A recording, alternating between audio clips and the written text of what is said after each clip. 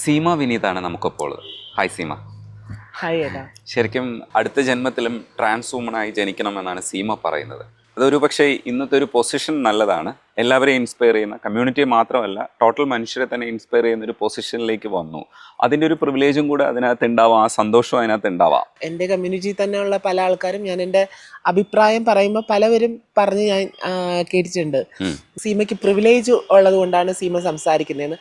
അംഗീകാരം ഭയങ്കര ഓവറായിട്ട് കിട്ടുന്നുണ്ട് എന്നൊന്നും ഞാൻ വിചാരിക്കുന്നില്ല. ആ ഒരു പ്രിവിലേജിലേക്ക് എത്താനായിട്ട് നല്ല പോലെ സ്ട്രഗിൾ ചെയ്തിട്ടുണ്ട്, ഒരുപാട് പോരാടിയാണ് അങ്ങനെ ഒരു പ്രിവിലേജ് അവർ കാണുന്നുണ്ട് എന്നുണ്ടെങ്കിൽ എനിക്ക് തോന്നുന്നു ഒരുപാട് കഷ്ടപ്പെട്ടിട്ടാണ് ഈ ഒരു സ്റ്റേജിലേക്ക് എത്തിയത്. മേക്കപ്പിന് അപ്പുറത്തേക്ക് വീഡിയോസ് ഇൻസ്റ്റയിൽ ചെയ്യുമ്പോൾ കുക്കിങ്ങിന്റെ വീഡിയോസിന് ഒരുപാട് തരത്തിലുള്ള റെസ്പോൺസ് കിട്ടുന്നുണ്ട്. അതും പറയുന്ന സമയത്ത് നമ്മൾ ലാലേട്ടനൊക്കെ പഴങ്കഞ്ഞി കുടിക്കും പോലെ അതേ സ്റ്റൈലിൽ തൈരൊക്കെ ഒഴിച്ച് അതിനകത്ത് കുറച്ച് ചെറുള്ളി ഇട്ട് എന്ന് പറയുന്ന ഒരു സ്റ്റൈല്, അത് കേൾക്കുമ്പോൾ നമുക്ക് കുറച്ചൊരു വായിൽ വെള്ളം വരുന്നുണ്ട്. ആ സ്റ്റൈല് മാത്രമല്ല, ആ കുക്കിങ്ങിനൊരു എക്സ്പീരിയൻസ് വേണം, അതും കൂടെ ചേർത്തിട്ടാണ് പറയുന്നത്. പക്ഷെ എങ്കിലും സീമ പറയുമ്പോൾ ആൾക്കാർ കൂടുതൽ പേര് കാണുന്നു എന്ന് തോന്നിയിട്ടുണ്ടോ? അങ്ങനെയല്ല, എനിക്ക് കുക്കിംഗ് എൻ്റെ കുട്ടിക്കാലം തൊട്ട്, എനിക്ക് തോന്നുന്നു ഞാൻ 7ാം ക്ലാസ്സിൽ പഠിക്കുമ്പം തൊട്ട് എനിക്ക് കുക്കിംഗ് ഭയങ്കര അധികം ഇഷ്ടമുള്ളൊരു കാര്യമാണ്. ഞാനത് അന്നോട്ട് വളരെയധികം ആസ്വദിച്ച് ചെയ്യുന്നതുമാണ്. എനിക്ക് തോന്നുന്നു എൻ്റെ സത്വം തിരിച്ചറിഞ്ഞത് എനിക്കൊരു 5th സ്റ്റാൻഡേർഡോ ഒക്കെ പഠിക്കുന്ന സമയത്താണ്. പക്ഷെ ഞാൻ 7th സ്റ്റാൻഡേർഡ് തൊട്ടാണ് കുക്ക് ചെയ്ത് തുടങ്ങി. കാരണം ഞാൻ 7th സ്റ്റാൻഡേർഡ് പഠിക്കുമ്പോഴാണ് അച്ഛനും അമ്മയും സെപ്പറേറ്റഡ് ആവുന്നത്. ആ സമയത്ത് ഒരു 2 വർഷക്കാലം വീട്ടിലെ അച്ഛനും അനിയനെയും ഒക്കെ കുക്ക് ചെയ്ത് കൊടുത്ത ഞാനാണ്. അച്ഛനോട് നിൽക്കാൻ താല്പര്യം ഇല്ലെങ്കിൽ കൂടി നമ്മൾ പറയുമല്ലോ, ഇങ്ങനെ അച്ഛനിങ്ങനെ പറഞ്ഞു തന്നിട്ടുണ്ടായിരുന്നു, അമ്മ തിരിച്ചു വരണമെങ്കിൽ നിങ്ങൾ എൻ്റെ അടുത്ത് നിന്നാലേ. പക്ഷെ ഞങ്ങൾക്ക് അമ്മയോടൊപ്പം പോകാനായിരുന്നു ആഗ്രഹം. കാരണം എൻ്റെ അമ്മ ഒരുപാട് സ്ട്രഗിൾ ചെയ്യുന്ന കണ്ട് വന്ന ഒരാളുകൊണ്ട് അച്ഛൻ്റെ സ്വഭാവം എന്താണെന്ന് മനസ്സിലാക്കിയിട്ടുള്ളത് കൊണ്ടും അമ്മയോടൊപ്പം പോകാനാണ് ആഗ്രഹം. പക്ഷേ ഇവർ ഒരുമിച്ച് ഇരിക്കണമെന്നുള്ള ആഗ്രഹമുണ്ട്. കാരണം അച്ഛനും അമ്മയും ഒരുമിച്ചിരിക്കുന്നതോടെ ഭംഗി എത്ര അവര് ലൈഫിൽ എന്തൊക്കെ ഉണ്ടെങ്കിലും മക്കൾക്ക് ഇഷ്ടം അവർ രണ്ടാളും ഒരുമിച്ചിരിക്കണമായിരിക്കും. അപ്പം അതുകൊണ്ട് അച്ഛൻ അങ്ങനെ പറഞ്ഞ് പേടിപ്പെടുത്തിയോണ്ടും അച്ഛനോടൊപ്പം നിന്നതാണ്. ആ ഒരു സമയത്താണ് ഞാൻ കുക്കിങ്ങിലായിട്ട് പോകുന്നത്. അനിയൻ ഇപ്പോഴും പറയും, അമ്മയുടെ അടുത്താണ് ഇപ്പം ഞങ്ങൾ രണ്ടാളുമെങ്കിലും, അമ്മ എന്തെങ്കിലും പറയുന്ന സമയത്ത് അനിയൻ പറയാറുണ്ട്, നിങ്ങൾ എന്നെ ഇട്ടിട്ട് പോയപ്പോഴത്തേക്ക് എനിക്ക് കുക്ക് ചെയ്തെന്നത് ചേച്ചിയാണെന്ന്. ഭയങ്കര അപ്പൊ എനിക്ക് ഭയങ്കര സന്തോഷമാണ്. എന്നെ ആദ്യം ഇങ്ങനെ ചേച്ചി എന്നുള്ള രീതിയിൽ അക്സെപ്റ്റ് ചെയ്തതും അവനാണ്. അത് നല്ലൊരു കാര്യമാണ്. വീട്ടിനകത്ത് നിന്ന് തന്നെ സപ്പോർട്ട് കിട്ടുന്നത് ഭയങ്കര ഒരു ഭാഗ്യവും കൂടിയാണ്. ഓരോ പ്രാവശ്യം ഒരുങ്ങുന്നതും അതേപോലെ ഓരോ പ്രാവശ്യം ഒരുക്കുന്നതും ആസ്വദിക്കണം. അത് പുതുതായിട്ട് തന്നെ ആസ്വദിക്കണം. അതെ, എങ്കിലേ നമുക്ക് ഇത്രയും ഹർഷം കിട്ടുള്ളൂ. അത് ഓരോ പ്രാവശ്യം എങ്ങനെയാണ് മനസ്സിൽ ഒരുക്കി കഴിയുമ്പോഴോ ഇല്ലെങ്കിൽ ആ സ്റ്റേജിലൂടെ പോകുമ്പോൾ എപ്പോഴാണ് ഏറ്റവും കൂടുതൽ സുഖം കിട്ടുന്നത്? ഞാനൊരു പുതുമ ആഗ്രഹിക്കുന്ന ഒരാളാണ്. എന്ത് ചെയ്യുമ്പോഴും, നമ്മളൊരു ഡ്രസ്സ് ഇടുമ്പോഴും, ഞാനൊരു സാരിയൊക്കെ ഉടുത്തു കഴിഞ്ഞ് കഴിഞ്ഞാൽ അത് കുറേ കാലം കഴിഞ്ഞിട്ട് എനിക്ക് അത് ഉടുക്കണമെന്നൊരു ആഗ്രഹം തോന്നുമ്പോഴാണ് വീണ്ടും ഞാൻ അത് റിപ്പീറ്റ് ചെയ്ത് ഉടുക്കാറുള്ളത്. ഇങ്ങനെ ഇരിക്കുമ്പോൾ എനിക്ക് ആ സാരി ഉടുത്താൽ കൊള്ളാം. അത് ഞാനിങ്ങനെ ഒരുപാടുള്ളതുകൊണ്ടോ, കാരണം എൻ്റെ കുട്ടിക്കാലത്തൊക്കെ സ്കൂളിൽ പഠിക്കുന്ന സമയത്ത് 2 യൂണിഫോം ആണ് ഉണ്ടാവാറ്. ഒന്ന് കഴുകി മഴക്കാലമാണെങ്കിൽ മറ്റത് ഉണങ്ങില്ല. അങ്ങനെയുള്ള സാഹചര്യത്തിൽ വളർന്നു വന്ന ഒരാളാണ്. ഒരുപാട് മറ്റുള്ള ആൾക്കാർ നല്ല വസ്ത്രങ്ങൾ ധരിക്കുന്ന കണ്ടും ഒക്കെ വളർന്നിട്ടുള്ള ആളാണ്. അപ്പം അതുകൊണ്ട് ഞാനിപ്പം ഒരു 15 വർഷമായ ഡ്രസ്സും ഞാൻ സൂക്ഷിച്ചു വെച്ചിട്ടുണ്ട്. എല്ലാവരും പറയും, എന്തിനാ നീ ഇങ്ങനെ സൂക്ഷിച്ചു വെക്കുന്നത്? പക്ഷേ ഞാനത് കണ്ടിട്ടുണ്ട്. എൻ്റെ കൈ കൊണ്ട് ഒരുപാട് ആൾക്കാർക്ക് കൊടുത്തിട്ട് അവർ 2 ദിവസം ഉപയോഗിക്കും. പിന്നെ അതിനെ ഞാൻ നോക്കുമ്പോൾ തറ ചവിട്ടി ഇട്ടേക്കുന്നു. പിന്നെ അത് കഴിഞ്ഞിട്ട് ആ സാരി വെട്ടി ചുരിദാറാക്കുന്നു. അതൊക്കെ കാണുമ്പോൾ എനിക്ക് ഭയങ്കര പെയിൻഫുള്ളാണ്. കാരണം ഞാൻ അത്ര നീറ്റായിട്ട് വൃത്തിയായിട്ട് സൂക്ഷിക്കുന്ന ഒരു സാധനം, ഓക്കെ അവർ യൂസ് ചെയ്യണമെങ്കിൽ ചേട്ടാ എന്ന് പറഞ്ഞ് കൊടുക്കുന്ന സാധനം നശിപ്പിച്ച് കാണുമ്പോൾ എനിക്കൊരു സാധനവും നശിപ്പിക്കുന്ന ഇഷ്ടമല്ല. എന്ത് സാധനം കിട്ടിയാലും അത് പുതുമയോടുകൂടി, അത് ഭക്ഷണമാണെങ്കിലും, ഭക്ഷണത്തിനൊക്കെ ഒരു കാലഘട്ടത്തിൽ ബന്ധുക്കാരെ വീട്ടിലൊക്കെ എന്തെങ്കിലും കിട്ടുമായിരിക്കും, അവരെന്തെങ്കിലും ഫുഡ് കഴിക്കാൻ എടുക്കുമ്പം നമുക്കും കിട്ടുമായിരിക്കും എന്നൊക്കെ ചിലവഴിച്ച സമയങ്ങളൊക്കെ ഒരുപാടുണ്ട്. അപ്പം അതുകൊണ്ട് അതിൻ്റെ വില തികച്ചു മനസ്സിലാക്കിയതാണ്. എപ്പോഴും എൻ്റെ ഡയറ്റ് ബ്രേക്ക് ആവുന്നു അങ്ങനെയാണ്. ഭക്ഷണം വേസ്റ്റ് ആക്കണ്ടല്ലോ എന്ന് കരുതിയിട്ട് അത് കഴിക്കും. ഭക്ഷണം എടുത്ത് കളയുന്നതിൻ്റെ വില അറിയുന്നതുകൊണ്ടാണ്. അപ്പം അതുകൊണ്ട് ഒരു ഭക്ഷണമായാലും വസ്ത്രമായാലും ഒരു സ്ഥലത്തേക്ക് പോകുമ്പോഴാണെങ്കിലും അതിൻ്റെ ഒരു ആസ്വാദനം, അതാണ് നമ്മുടെ ഏറ്റവും കൂടുതൽ. നമുക്കൊരു വസ്തുവിൽ അല്ലെങ്കിൽ ഒരു കാര്യത്തിൽ ആസ്വാദനം നഷ്ടപ്പെടുമ്പോൾ എനിക്ക് തോന്നുന്നു ആ ഒരു മനുഷ്യനല്ലാതായി പോവോ എന്നെനിക്കൊരു ഇത്. അപ്പോൾ ഞാൻ എന്തും ആസ്വദിക്കാറുണ്ട്. അതൊരു സിനിമയാണെങ്കിൽ കൂടി, എന്ത് കാര്യങ്ങളാണെങ്കിലും. ഈ വിനീതിൽ നിന്ന് സീമയിലേക്കുള്ളൊരു ട്രാൻസ്ഫോർമേഷൻ നടക്കുന്നത് ഒരു ചെറിയ കാര്യമല്ല. അത് ഇപ്പോഴും പെയിൻഫുൾ ആയിട്ടുള്ള, പലർക്കും പെയിൻഫുൾ ആയിട്ടുള്ളൊരു അവസ്ഥയാണ്. കാരണം ആക്സെപ്റ്റൻസ് വളരെ കുറവാണ്. സ്വന്തം ഫാമിലിയിൽ നിന്ന് ആക്സെപ്റ്റൻസ് തുടങ്ങലാണ് ഇതിൻ്റെയൊക്കെ ഒരു വഴി എന്ന് പറയുന്നത്. പക്ഷെ അത്രയ്ക്കുള്ളൊരു ബോധം നമുക്കില്ല. ആ ബോധ്യം വരുത്താൻ നമ്മൾ പല ശ്രമങ്ങളും നടത്തുന്നുണ്ട്. കമ്മ്യൂണിറ്റി ആയിട്ട് നിൽക്കുമ്പോഴും പലയിടങ്ങളിലും അങ്ങനെയല്ല കാര്യങ്ങൾ സംഭവിക്കുന്നത്. അവരവർ തന്നെ ഉയർന്നു വരേണ്ടത്. ഇപ്പോൾ സീമയൊക്കെ സ്വന്തമായിട്ട് ഉയർന്നു വന്നതിന് ശേഷം കുറച്ചുപേരെയൊക്കെ സഹായിക്കാൻ കഴിയുന്ന ഒരു ലെവലിലേക്ക് എത്തിയതാണ്. ഇനിയും അത്തരത്തിൽ ഒരുപാട് മുന്നോട്ട് പോവേണ്ടതുണ്ട്. ഈ ഐഡൻറ്റിറ്റി ഒരു ക്രൈസിസ് ആണത്. ശരിക്കും പറഞ്ഞു കഴിഞ്ഞാൽ ഇത് ഇപ്പോഴും സൊസൈറ്റിയിൽ ഇത് എങ്ങനെയാണ് നമുക്കത് കൈകാര്യം ചെയ്യേണ്ടതെന്ന് അറിഞ്ഞുകൂടാ സൊസൈറ്റിക്ക്. അത് നമ്മൾ തന്നെ അത് ഇനിഷ്യേറ്റീവ് എടുത്തത് ക്ലിയർ ചെയ്യേണ്ടി വരുന്ന ഒരു ഭയങ്കര ഒരു സ്ട്രെയിനുള്ളൊരു പരിപാടിയാണ്. അതെങ്ങനെയാണ് നേരിട്ടത്? ഞാൻ ഇതിനെക്കുറിച്ചൊക്കെ കുറേ ഇങ്ങനെ റെഫർ ചെയ്തിട്ടുണ്ട്.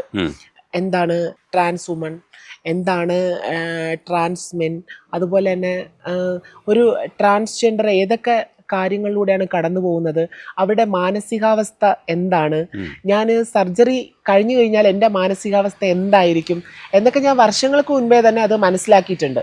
കാരണം നമ്മൾ സർജറി ചെയ്യാതിരിക്കുന്ന ഒരു ട്രാൻസ്ജെൻഡറിന് ഉള്ള മനസ്സോ അല്ലെങ്കിൽ നമുക്കുള്ളൊരു സ്ട്രെങ്തോ ഒന്നും സർജറി ചെയ്തു കഴിഞ്ഞാൽ ഉണ്ടാവില്ല എന്ന് ഞാൻ കേട്ടിട്ടുണ്ട്. പക്ഷേ എനിക്കങ്ങനെ ഒന്നും തോന്നിയില്ല. നമ്മൾ നമ്മുടെ മനസ്സിനെയും നമ്മുടെ ശരീരത്തിനെയും പാകപ്പെടുത്തി എടുക്കുന്ന എങ്ങനെയാണ്, അതുപോലെ ആയിരിക്കും നമ്മുടെ മുന്നോട്ടുള്ള കാഴ്ചപ്പാടും നമ്മൾ മുന്നോട്ട് പോകുന്ന രീതി.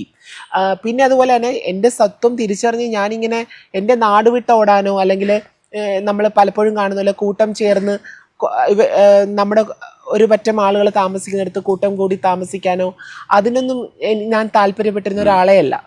ശരിക്കും ഞാൻ എന്താണോ അതുപോലെ എൻ്റെ നാട്ടിൽ എനിക്ക് ചെയ്യാൻ കഴിയുന്ന ജോലി ചെയ്ത് നല്ല അന്തസ്സോടുകൂടി ജീവിക്കണം എന്നാണ് എന്നെക്കൊണ്ട് സാധ്യമാവുന്നത്. ആ സമയത്ത് സർജറി ചെയ്യണം എന്നുള്ള ആ ഒരു ചിന്താഗതിയോടെ വളർന്നു വന്ന ഒരാളാണ്. അതിനുവേണ്ടി ഞാൻ ഇങ്ങനെ ഒരുപാട് സ്ട്രഗിൾ ചെയ്ത് ഇങ്ങനെ സ്റ്റെപ്പ് ബൈ സ്റ്റെപ്പായിട്ട് അതിങ്ങനെ കെട്ടിപ്പടുത്താണ് ഞാനൊരു ആ ഒരു സ്റ്റേജിൽ എത്തിയപ്പോഴാണ് ഓക്കെ, ഇതാണ് എൻ്റെ ടൈം, ഈ ഒരു സമയമാണ് ഞാൻ സർജറി ചെയ്യേണ്ടത്.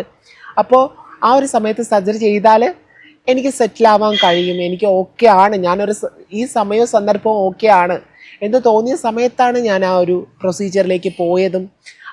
എനിക്ക് സപ്പോർട്ട് ചെയ്യാനൊക്കെ ആരെങ്കിലും ഉണ്ടാവും.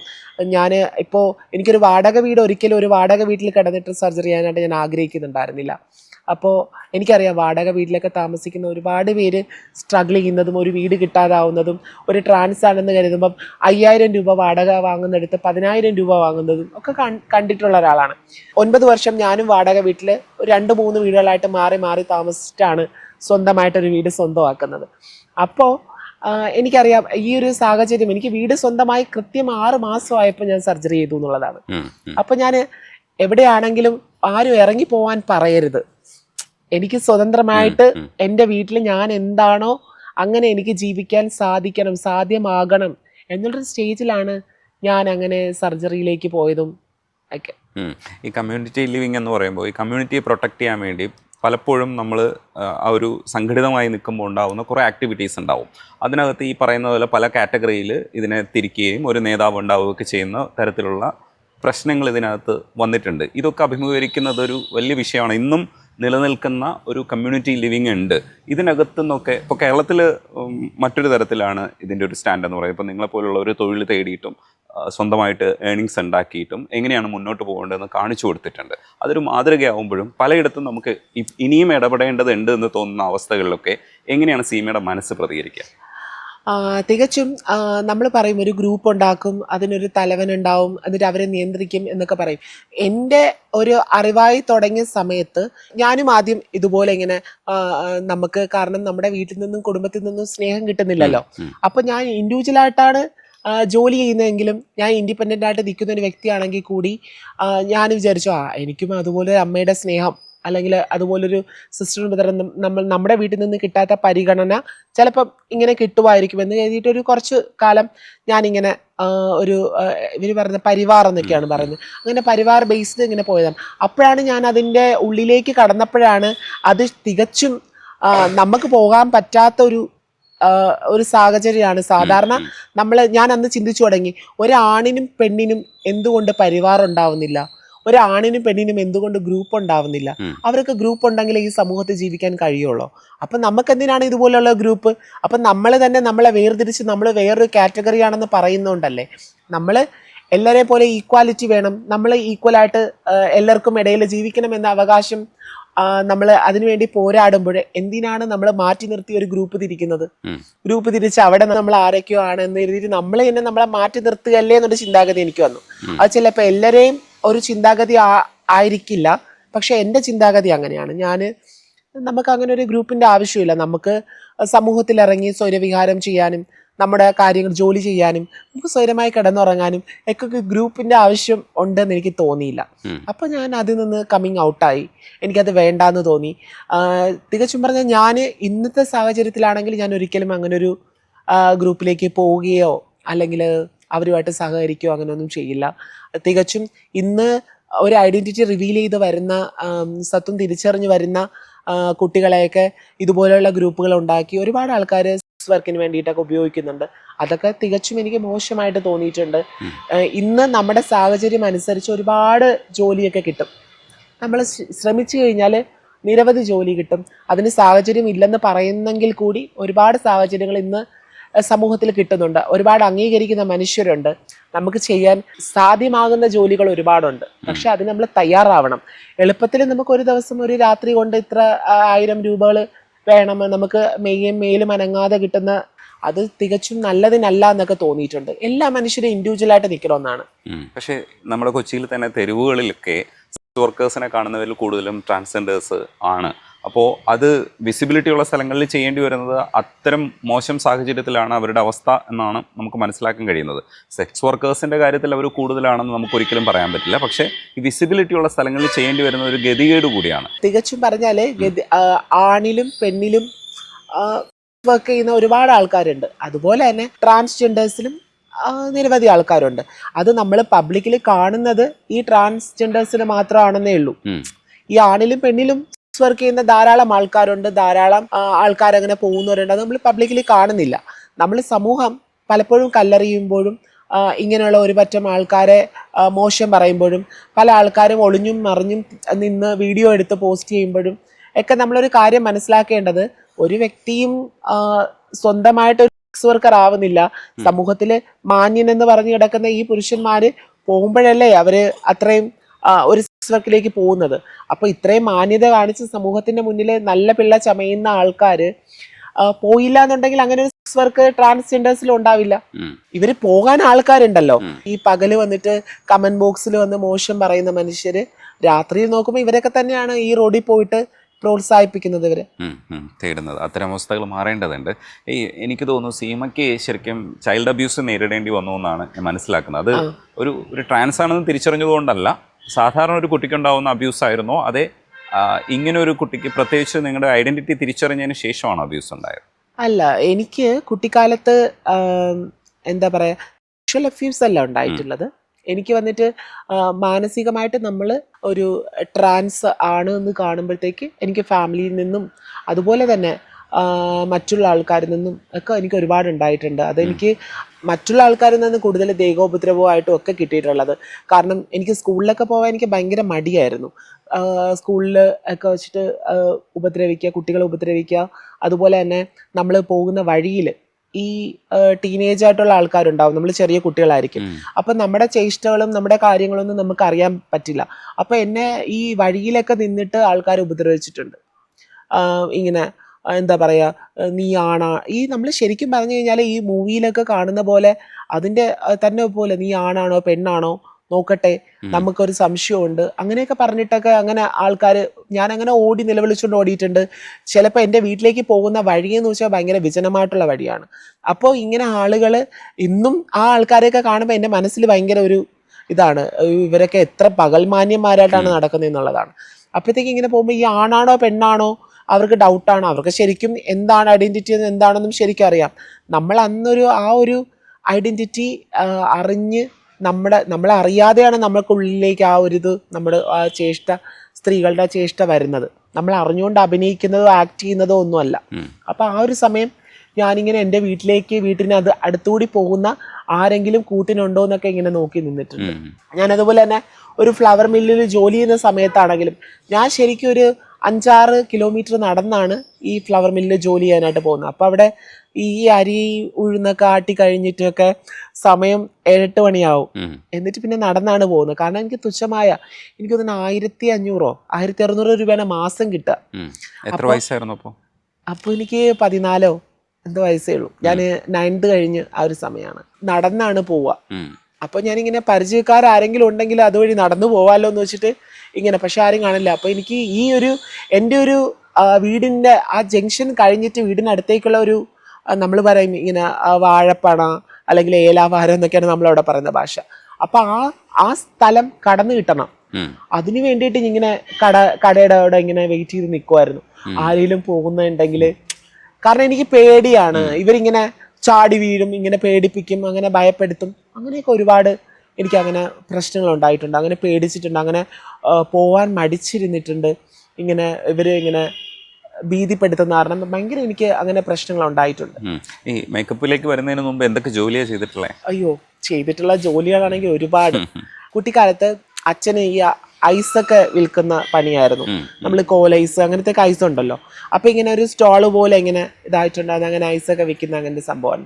അപ്പോൾ നമ്മളിങ്ങനെ ആൾക്കാർ ഇങ്ങനെ ടൂറിസ്റ്റുകളൊക്കെ വരുമ്പോൾ നമ്മളിങ്ങനെ കൊണ്ടുവന്ന് കൊടുക്കുന്ന, അതാണ് ഏറ്റവും ചെറുതിലെ. അപ്പോൾ അവധി ദിവസങ്ങളുണ്ട്. ഞാനും അനിയനും, അവൻ എന്നെക്കാളും 2 വയസ്സിന് ഇളയതാണ്. ഞങ്ങളൊരു എനിക്ക് തോന്നുന്നു 5ാം ക്ലാസ്സിലോ ഒക്കെ പഠിക്കുന്ന സമയത്ത്, 4ാം ക്ലാസ് 5ാം ക്ലാസ് ഒക്കെ പഠിക്കുന്ന സമയത്ത് നമ്മളങ്ങനെ ഈ പെട്ടിയിൽ ഇതൊക്കെ വെച്ചിട്ട് ഇങ്ങനെ, അതാണ് ആദ്യം ചെയ്യുന്നത്. അതിനുശേഷം ഞാൻ ചെയ്തിട്ടുള്ളത്, പിന്നെ അമ്മയൊക്കെ പോയി കഴിഞ്ഞു, തിരിച്ച് വീണ്ടും ഞങ്ങൾ അമ്മയുടെ അടുത്തേക്ക് വന്നു. ശേഷമാണ് ഞാൻ പെട്രോൾ പമ്പിലേക്ക് ജോലിക്ക് പോകുന്നത്. അപ്പോൾ എനിക്ക് പെട്രോൾ പമ്പിൽ ഭയങ്കരധികം മാനസികമായിട്ടും ആൾക്കാർ കളിയാക്കുക, മോശം പറയുക, ഒരുപാട്. കാരണം ചിലപ്പോഴൊക്കെ എനിക്ക് അവിടുന്ന് ഡ്യൂട്ടി കഴിഞ്ഞ് ഇറങ്ങാനായിട്ട് ലേറ്റ് ആവും. അപ്പോൾ ആ സമയം എനിക്ക് വാക്ക് ചെയ്യേണ്ടി വന്നിട്ടുണ്ട്. ഞാൻ പട്ടത്ത് പെട്രോൾ പമ്പിൽ നിന്ന് എൻ്റെ വീട് പുളിയറക്കോണത്തേക്ക് നല്ല ഒരുപാട് ദൂരമുണ്ട്. ആ ഒരു ദൂരം ഞങ്ങളുടെ 10:45 ബസ് പോകുന്നത്. അപ്പോൾ എനിക്ക് ഡ്യൂട്ടി കഴിയുക 10:30 കഴിയുക. അപ്പോൾ ഡ്യൂട്ടി കഴിഞ്ഞ് 10:30 ഡ്രസ്സ് മാറി എന്നിട്ട് വേണം ഞാൻ ഇവിടെ PMGയിലേക്ക് എത്താനായിട്ട്. അപ്പോൾ അത്രയും ഒരു സമയം ചിലപ്പോൾ എനിക്ക് കിട്ടാറില്ല. അപ്പോൾ എനിക്ക് വരിക വേണം. അപ്പോൾ അങ്ങനെയൊക്കെ ഒരുപാട് സ്ട്രഗിൾ. പിന്നെ എനിക്ക് ഈ ജോലി ചെയ്യുന്ന സ്ഥലത്ത് തന്നെ ആൾക്കാർ വളരെയധികം മോശമായിട്ട് പറയുക, നമ്മളോട് ചിരിച്ചു നിന്നിട്ട് നമ്മൾ അങ്ങോട്ട് മാറുമ്പോഴത്തേക്ക് നമ്മളെ കളിയാക്കുക, അവർ പരസ്പരം പറഞ്ഞ് ചിരിക്കുക, നമ്മളെ ചെവി കൊണ്ട് കേൾക്കുക, നമ്മളെ ഓരോ വട്ടപ്പേരിട്ട് വിളിക്കുക. അതൊക്കെ എനിക്ക് ഭയങ്കര ഒരു ബുദ്ധിമുട്ടായിട്ട് തോന്നി. അങ്ങനെയാണ് ഞാൻ ഇവിടേക്ക് പോകുന്ന ജോലിക്ക്, ഈ ഫ്ലവർ മില്ലിലേക്ക് പോകുന്നത്. അവിടെ ഞാൻ ഒരു 1.5 വർഷക്കാലം ഞാൻ അവിടെ ജോലി ചെയ്തിട്ടുണ്ടെന്ന് പറയുമ്പോഴത്തേക്കും എനിക്ക് തോന്നുന്നു അവിടെയും ആ ഫ്ലവർ മില്ലിൻ്റെ ഓണറുടെ 2ാമത്തെ മകൻ വരുന്ന സമയത്ത് എന്നെ ഇതുപോലെ ഇങ്ങനെ മോശമായിട്ടൊക്കെ പറഞ്ഞിട്ടുണ്ട് വളരെയധികം. അന്ന് ഞാൻ ഭയങ്കര അറ്റാച്ച്ഡ് ആയിരുന്നു അവരുമായിട്ട്, ഫാമിലിയായിട്ട് ഭയങ്കര അറ്റാച്ച്ഡ് ആയിരുന്നു. എന്നെ അവരെ വീട്ടിലെ കുട്ടിയെ പോലെയാണ് കണ്ടിട്ടുള്ളതും. അവിടുന്ന് ഫുഡാണെങ്കിലും അവിടെ നിന്ന് കഴിക്കാം. അപ്പോൾ എൻ്റെ ഐഡന്റിറ്റി ഇത് ചെയ്തിട്ട് പുള്ളിക്കാരൻ ഭയങ്കര ഇതായിട്ടൊക്കെ മോശമായിട്ടൊക്കെ പറഞ്ഞു. എനിക്കപ്പോൾ പിന്നെ എനിക്ക് അങ്ങോട്ട് പോകുന്നതേ വെറുപ്പായി തുടങ്ങി. ആ വീട്ടിലേക്ക് പോകാൻ തന്നെ എനിക്ക് ഭയങ്കര ബുദ്ധിമുട്ടും വെറുപ്പും ഒക്കെ. പക്ഷെ ബാക്കിയുള്ള എല്ലാവരും സപ്പോർട്ടാണ്. പക്ഷെ അവരെ മകനല്ലേ, അപ്പോൾ പിന്നെ അത് എന്തായാലും നമ്മളെ സപ്പോർട്ട് ചെയ്യില്ലല്ലോ ഒന്നും പറഞ്ഞിട്ട്. അപ്പോൾ അങ്ങനെ ഭയങ്കര വിഷമത്തോടു കൂടിയാണ് അവിടെ നിന്ന് ഇറങ്ങിയത്. അതിനുശേഷമാണ് ഞാൻ ഹോം നേഴ്സിന് പോകുന്നത്. ഹോം നേഴ്സിങ്ങിന് വേണ്ടിയിട്ട് ഒരു 1.5 വർഷക്കാലം ഹോം നേഴ്സായിട്ട് പോയിട്ടുണ്ട് പല സ്ഥലങ്ങളിലായിട്ട്. ഞാൻ ഈ TV പ്രോഗ്രാമിലൊക്കെ അപ്പോഴാണ് ചെയ്തു തുടങ്ങുന്നത്. കോമഡി പ്രോഗ്രാം, സ്റ്റേജ് ഷോസ് ഒക്കെ ചെയ്തു തുടങ്ങുന്ന ആ സമയത്താണ്. അവിടെയും ഇതൊക്കെ തന്നെയായിരുന്നല്ലോ ശരിക്കും, ഒരു ഡിസ്ക്രിമിനേഷൻ ഉണ്ടായിരുന്നു. അയ്യോ, ഒരുപാട്. ഞാനൊരു അച്ചാച്ചനെ നോക്കാൻ പോയ സമയത്താണെങ്കിൽ ഞാൻ മുകളിലത്തെ നിലയിലാണ്, അച്ചാച്ചൻ കിടത്തിയിരിക്കുന്ന മുകളിലത്തെ നിലയിലാണ്. അവർ ഫുഡ് കൊണ്ട് ഡോറിന്റെ പുറത്ത് കൊണ്ട് വെച്ചിട്ട് ബെല്ലടിച്ചിട്ട് പോയി കളയുക, അങ്ങനെയൊക്കെ നമ്മളെ എന്തോ ഒരു ഇതുപോലെ. അപ്പൊ എനിക്ക് ഭയങ്കര ഒരു വിയേർഡ് ആയിട്ട് എനിക്ക് ഫീൽ ചെയ്തു. നമ്മളെ ഒരു ഇതായിട്ട് അദ്ദേഹത്തിനെയും കാണുന്ന എങ്ങനെ നമ്മളെയും കാണും, നമ്മളോടൊന്ന് ചിരിക്കാനോ അല്ലെങ്കിൽ സംസാരിക്കാനോ അങ്ങനത്തെ ഒരു മനുഷ്യന്. വേറൊരു ഫാമിലി ഹോസ്പിറ്റലിൽ ജോലി ചെയ്യാനായിട്ട് പോയിട്ടുണ്ടായിരുന്നു. ബന്ധുക്കാരൊക്കെ വരുന്ന സമയത്ത് നമ്മളെ അങ്ങ് പുറത്തേക്ക് ഇറക്കി കഴിഞ്ഞു കഴിഞ്ഞാൽ ചിലപ്പോൾ വൈകുന്നേരമൊക്കെയാണ് നമ്മളെ റൂമിലേക്ക് വിളിക്കുന്നത്. അതുവരെ നമ്മൾ ഇങ്ങനെ ഹോസ്പിറ്റൽ റിസപ്ഷനിൽ തന്നെ ഇങ്ങനെ ഇരിക്കണം. വളരെയധികം കാരണം ഞാൻ ഐഡന്റിറ്റി ഒക്കെ ഡിക്ലെയർ ചെയ്ത സമയമാണ്. അപ്പോൾ എനിക്ക് കുറച്ച് തലമുടിയും ഒക്കെ ഉണ്ട്. അപ്പോൾ അവർക്ക് കാണുമ്പോൾ അങ്ങനെയായിട്ട്, അപ്പം മറ്റുള്ളവരുടെ മുന്നിൽ നമ്മളെ പ്രസന്റ് ചെയ്യാനൊരു മടി അവർക്ക്. ഇങ്ങനെ ഒരാളാണ് ഇവിടെ ജോലി ചെയ്യുന്നത് എന്നെനിക്ക് മനസ്സിലായി. അത് കുറച്ച് നാൾ കഴിഞ്ഞപ്പോൾ എനിക്ക് മനസ്സിലായി. അതുകൊണ്ടാണ് അവർ ഫാമിലി വരുന്ന സമയമാകുമ്പോൾ നമ്മളെ പുറത്തേക്ക് ആക്കുന്നതെന്നും എന്നൊക്കെ എനിക്ക് പിന്നെ മനസ്സിലായി. അപ്പോൾ അവിടെ എനിക്ക് വളരെയധികം നമ്മളെ ആരും ചേർത്ത് പിടിക്കുന്നില്ല എന്നുള്ളതാണ്. ഒരു ചേർത്ത് പിടിക്കൽ അതൊക്കെ കിട്ടുമ്പോൾ നമ്മളെ ഹാപ്പിയാണ്. അല്ലാതെ ഒരുപാട് ഇങ്ങനെ കാശ് വേണം അല്ലെങ്കിൽ ഒരുപാട് ഇത് വേണം അത് വേണം അങ്ങനെയൊന്നുമില്ല. നമുക്ക് കുറച്ച് ഇത്തിരി ഒരു സ്നേഹം കിട്ടിക്കഴിഞ്ഞാൽ നമ്മൾ വളരെയധികം ഹാപ്പി ആയിരിക്കും. ഈ ട്രാൻസ്ജെൻഡേഴ്സിൻ്റെ ഇടയിലുള്ള സൂയിസൈഡിനെ കുറിച്ച് നമ്മൾ മനസ്സിലാക്കുമ്പോൾ പലരോടും സംസാരിക്കുമ്പോൾ മനസ്സിലായിട്ടുള്ളത് ഈ സ്നേഹത്തിന് വേണ്ടിയിട്ടുള്ള ഒരു ഏർജ് ഭയങ്കര കൂടുതലാണ്. അപ്പോൾ അത് ശരിയായ വണ്ണം കിട്ടാതെ വരികയോ ഇല്ലെങ്കിൽ ആ റിലേഷൻഷിപ്പ് ബ്രേക്ക് ആവുകയൊക്കെ ചെയ്യുന്നത് ഇതിനൊരു കാരണമായിട്ട് പലരും ചൂണ്ടിക്കാണിക്കുന്നുണ്ട്. ഈ പരിഗണന കിട്ടാത്തതൊക്കെ നമ്മളൊരു പാർട്ട്ണറിൽ നിന്ന് നേടാനൊക്കെ ഉള്ളൊരു ശ്രമത്തിൻ്റെ ഭാഗവും കൂടെ അതിനകത്തുണ്ടോ? എന്താണ് അതിൻ്റെ ഒരു അവസ്ഥ? എന്താണ് എൻ്റെ ലൈഫിൽ ഇതുവരെ ഉണ്ടായ റിലേഷൻഷിപ്പിൽ ഒരിക്കലും ഞാൻ അവരിൽ നിന്ന് ആകെ പ്രതീക്ഷിച്ചുള്ള സ്നേഹം മാത്രമാണ്.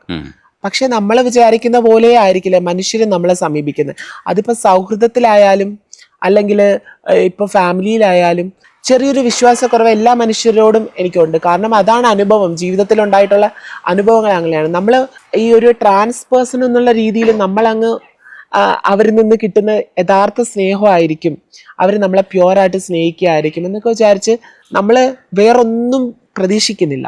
നമ്മൾ കംപ്ലീറ്റ് ആയിട്ട് അവരിൽ നമ്മൾ എന്താ പറയുക ഇൻവെസ്റ്റ് ചെയ്യാണ്, നമ്മളെ തന്നെ ഇൻവെസ്റ്റ് ചെയ്യാണ്. അപ്പോൾ അവരിൽ നിന്ന് സ്നേഹം കിട്ടുന്ന പ്യുവറായിരിക്കും, നമ്മളെ ചേർത്ത് പിടിക്കും, ഇവരുണ്ടാവും നമുക്ക് എന്നൊക്കെ കരുതിയാണ് നമ്മൾ അവരോട്. പക്ഷേ അവിടെയൊക്കെ നമ്മൾ ഒരു സമയം നമ്മളത് മനസ്സിലാക്കും, നമ്മൾ പറ്റിക്കപ്പെടുകയായിരുന്നു, നമ്മൾ വഞ്ചിക്കുകയായിരുന്നു എന്നത്. ചില ആൾക്കാർ കാശിന് വേണ്ടിയിട്ട് നമ്മളിൽ നിന്ന് കാശുണ്ടാവും, അവരൊക്കെ ആരും ചോദിക്കാനും പറയാനൊന്നും ആരും ഇല്ലല്ലോ, അപ്പോൾ അവരിന് ഈസി ആയിട്ട് കുറച്ച് കാശ് കിട്ടുമായിരിക്കും എന്ന് കരുതി വരുന്ന ആൾക്കാർ.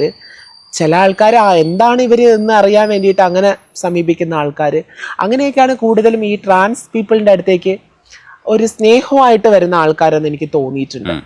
എപ്പോഴും സ്നേഹം എന്ന് കേട്ട വരുന്ന ആൾക്കാരോടത്ത് ഭയങ്കര എനിക്കൊരു വിശ്വാസക്കുറവാണ്, ഒരു അവിശ്വാസമാണ്. നമുക്ക് എൻ്റെ ലൈഫിൽ ഞാൻ മരിക്കണം എന്ന് തോന്നിയിട്ടുള്ളത് ഇങ്ങനെ ഒരു റിലേഷൻഷിപ്പിൽ ഉണ്ടായിരുന്ന സമയത്താണ്. അയ്യോ എനിക്ക് ആളില്ലാതെ ജീവിക്കാൻ പറ്റില്ല, മരിക്കണം എന്ന് തോന്നിയിട്ടുള്ളത് ആ ഒരു സ്നേഹത്തിന് വേണ്ടിയിട്ടാണ്. അല്ലാതെ എൻ്റെ ജീവിതത്തിൽ വേറെ ഒരു കുറവുകളിലോ ഉണ്ടായെന്ന് പറഞ്ഞിട്ടോ അല്ലെങ്കിൽ ഞാനൊരു ട്രാൻസ് പേഴ്സൺ ആയെന്ന് പറഞ്ഞിട്ടോ മറ്റൊരാൾ കളിയാക്കിയെന്ന് പറഞ്ഞിട്ടോ അങ്ങനെ ഒന്നും എനിക്ക് തോന്നിയിട്ടില്ല. പക്ഷെ സ്നേഹത്തിന് വേണ്ടിയിട്ട് ഏതോ ഒരു മൊമെന്റിൽ അങ്ങനെ തോന്നിയിട്ടുണ്ട്. ജസ്റ്റ് സെക്കൻഡ് അപ്പം തന്നെ ഞാൻ ഇത്രയും സ്ട്രഗിൾ ചെയ്ത് ഇത്രയും ബുദ്ധിമുട്ടിയതൊക്കെ അങ്ങനെ ഒരു സൂസൈഡ് ചെയ്യാൻ വേണ്ടിയിട്ടാണോ എന്ന് തിരിച്ചറിഞ്ഞ സമയം പോകുന്നവർ പോട്ടെ എന്ന് വെച്ചിട്ട് ജീവിതം മൂവ് ഓൺ ചെയ്തത്. ഈ മുമ്പുള്ള ബ്രേക്കപ്പിനെ കുറിച്ച് സംസാരിക്കുന്ന സമയത്ത് പുള്ളിയെ നല്ല സ്നേഹമുള്ള ഒരാളായിട്ടോ ഇല്ലെങ്കിൽ നല്ല അനുഭവങ്ങൾ ഉണ്ടായ ഒരു ഇടമായിട്ടാണ് സീമ പറഞ്ഞതെന്നാണ് ഞാൻ മനസ്സിലാക്കുന്നത്. ഒരു കുറച്ച് നീണ്ട കാലം ഒരു റിലേഷനിലായിരുന്നല്ലോ, അപ്പം ആ കാലത്തൊക്കെ ഒരു സന്തോഷത്തിൽ തന്നെയാണ് ജീവിച്ചതെന്നാണ് മനസ്സിലാക്കാൻ കഴിയുന്നത്. അതേ എല്ലാ കയറ്റിറക്കങ്ങളും ഉണ്ടായിരുന്നു അതിന്? എൻ്റെ ആദ്യത്തെ റിലേഷൻഷിപ്പ് വളരെയധികം നല്ല സ്മൂത്തായിട്ട് പോയിട്ടുള്ള അതിൻ്റെ ഐഡന്റിറ്റി ഡിക്ലെയർ ചെയ്ത സമയത്ത് ഉണ്ടായിരുന്ന റിലേഷൻഷിപ്പാണ്. അന്ന് ഞാൻ സർജറിയോ ഒരു കാര്യങ്ങളോ ഒന്നും ഉണ്ടായിട്ടില്ല. പക്ഷേങ്കിൽ കുറേ നാളുകൾ കഴിഞ്ഞിട്ടാണ് ഞാൻ അറിയുന്നത് പുള്ളിക്കാരൻ വിവാഹിതനാണെന്ന് അറിയുന്നത്. അപ്പോൾ ഞാൻ വളരെ കുഞ്ഞ് ഏജാണ്, ഒരു 18-19 വയസ്സെന്ന് പറയുമ്പോഴത്തേക്കും അവിടെ ഒന്നും നമുക്ക് നല്ലതേതാ ചീത്തയേതാ ഒന്നൊന്നും അറിയില്ല. നമ്മളൊരു ഫാന്റസി ലൈഫാണ്, നമ്മൾ എല്ലാം നമ്മൾ പോകുന്ന വഴിയൊക്കെ ഓക്കെ ആണ് എന്ന് ചിന്തിക്കുന്ന ഒരു സമയം. അപ്പോൾ ഞങ്ങൾ റിലേഷൻഷിപ്പിലായി ഒരു 2 years ആയപ്പോഴാണ് അറിയുന്നത് പുള്ളിക്കാരുടെ മാരേജ് കഴിഞ്ഞ ആളാണെന്ന്. അപ്പോൾ എനിക്ക് അതിൽ നിന്ന് കമ്മിങ് ഔട്ട് ആവാൻ വേണ്ടിയിട്ട് പറ്റിയിട്ടില്ല, ആ ഒരു റിലേഷൻഷിപ്പ് ബ്രേക്ക് ചെയ്യാനായിട്ട് പറ്റിയില്ല. പിന്നെ അറിവായി തുടങ്ങിയ സമയം ഒരു കുറേ നാൾ അങ്ങനെ ആ ഒരു സ്നേഹബന്ധം അങ്ങനെ പോയി. പുള്ളിക്കാരൻ ഒരുപാട് സപ്പോർട്ട് ചെയ്തിട്ടുണ്ട്, എൻ്റെ മോട്ടീവ് ചെയ്തിട്ടുണ്ട്. പുള്ളിക്കാരൻ വെൽ എഡ്യൂക്കേറ്റഡ് ഉള്ള പേഴ്സൺ ആണ്, നല്ല മോട്ടീവ് ചെയ്തിട്ടുണ്ട്. എങ്ങനെ ഒരു ട്രാൻസ് പേഴ്സൺ എങ്ങനെ ആവരുത്, മോശം രീതിയിലൂടെ പോകാൻ പാടില്ല എന്നുള്ളതും ഒരു ട്രാൻസ് പേഴ്സൺ ഏതൊക്കെ രീതിയിലൂടെ സഞ്ചരിക്കും എന്നുള്ളതും ഒക്കെ അങ്ങനെ നല്ലതും ചീത്തയൊക്കെ പറഞ്ഞു തന്നിട്ടുണ്ട്. എന്നും ഒരാളോട് കടപ്പെട്ടിരിക്കേണ്ടത് നല്ലത് പറഞ്ഞു തരുന്ന ഒരു മനുഷ്യനോടാണ്. അപ്പോൾ പുള്ളിക്കാരൻ നല്ലത് മാത്രമേ പറഞ്ഞു തന്നിട്ടുള്ളൂ. അപ്പോൾ ഏതോ ഒരു സമയത്ത് ഞാൻ മനസ്സിലാക്കി അതെൻ്റെ ചോയ്സ് അല്ല. കാരണം നമ്മളായിട്ട് ഒരു ഫാമിലിക്ക് ബുദ്ധിമുട്ടുണ്ടാവാൻ പാടില്ല. വളരെ പെയിൻഫുൾ ആയിട്ടാണ് നമ്മൾ രണ്ടാളും അത് മ്യൂച്വലായിട്ടാണ് അത് വേണ്ടാന്ന് തീരുമാനിച്ചത്. അപ്പം എന്നോട് ചോദിച്ചു ഒന്നുകൂടെ ചിന്തിച്ചൂടെ എന്ന് ചോദിച്ചു. ഞാൻ പറഞ്ഞു ഇല്ല, എനിക്കത് ബുദ്ധിമുട്ടാണ്. കാരണം നമ്മൾ കാരണം ആരും വിഷമിക്കാൻ പാടില്ല എന്നുള്ളത്. അവർ വിഷമിക്കുന്നുണ്ട്, ഒരാളെ വിഷമിപ്പിച്ചിട്ടുണ്ട് എന്ന് മനസ്സിലാക്കിയപ്പോൾ ഞാനത് ഒരു അറിവില്ലായ്മയായിട്ടാണ് ഞാനത് ആ ഒരു റിലേഷൻഷിപ്പ് കണ്ടിട്ടുള്ളത്. കാരണം ഞാൻ പക്വതയില്ലാത്ത സമയത്ത് ഒരാൾ മാരീഡ് ആണ് എന്ന് കണ്ടിട്ട് നമ്മൾ അവരുമായിട്ട് ഒരു സ്നേഹബന്ധത്തിലായ ഇത് എനിക്കത്, കാരണം പുള്ളിക്ക് ആ ഒരു പക്വത ഉണ്ടായിരുന്നെങ്കിൽ പുള്ളി അതിൽ നിന്ന് പിന്മാറുമായിരുന്നു. പക്ഷെ എനിക്ക് പക്വത വന്നപ്പോഴത്തേക്ക് ഞാനത് മനസ്സിലാക്കി അത് തെറ്റാണ്, അത് നമ്മൾ പാടില്ല.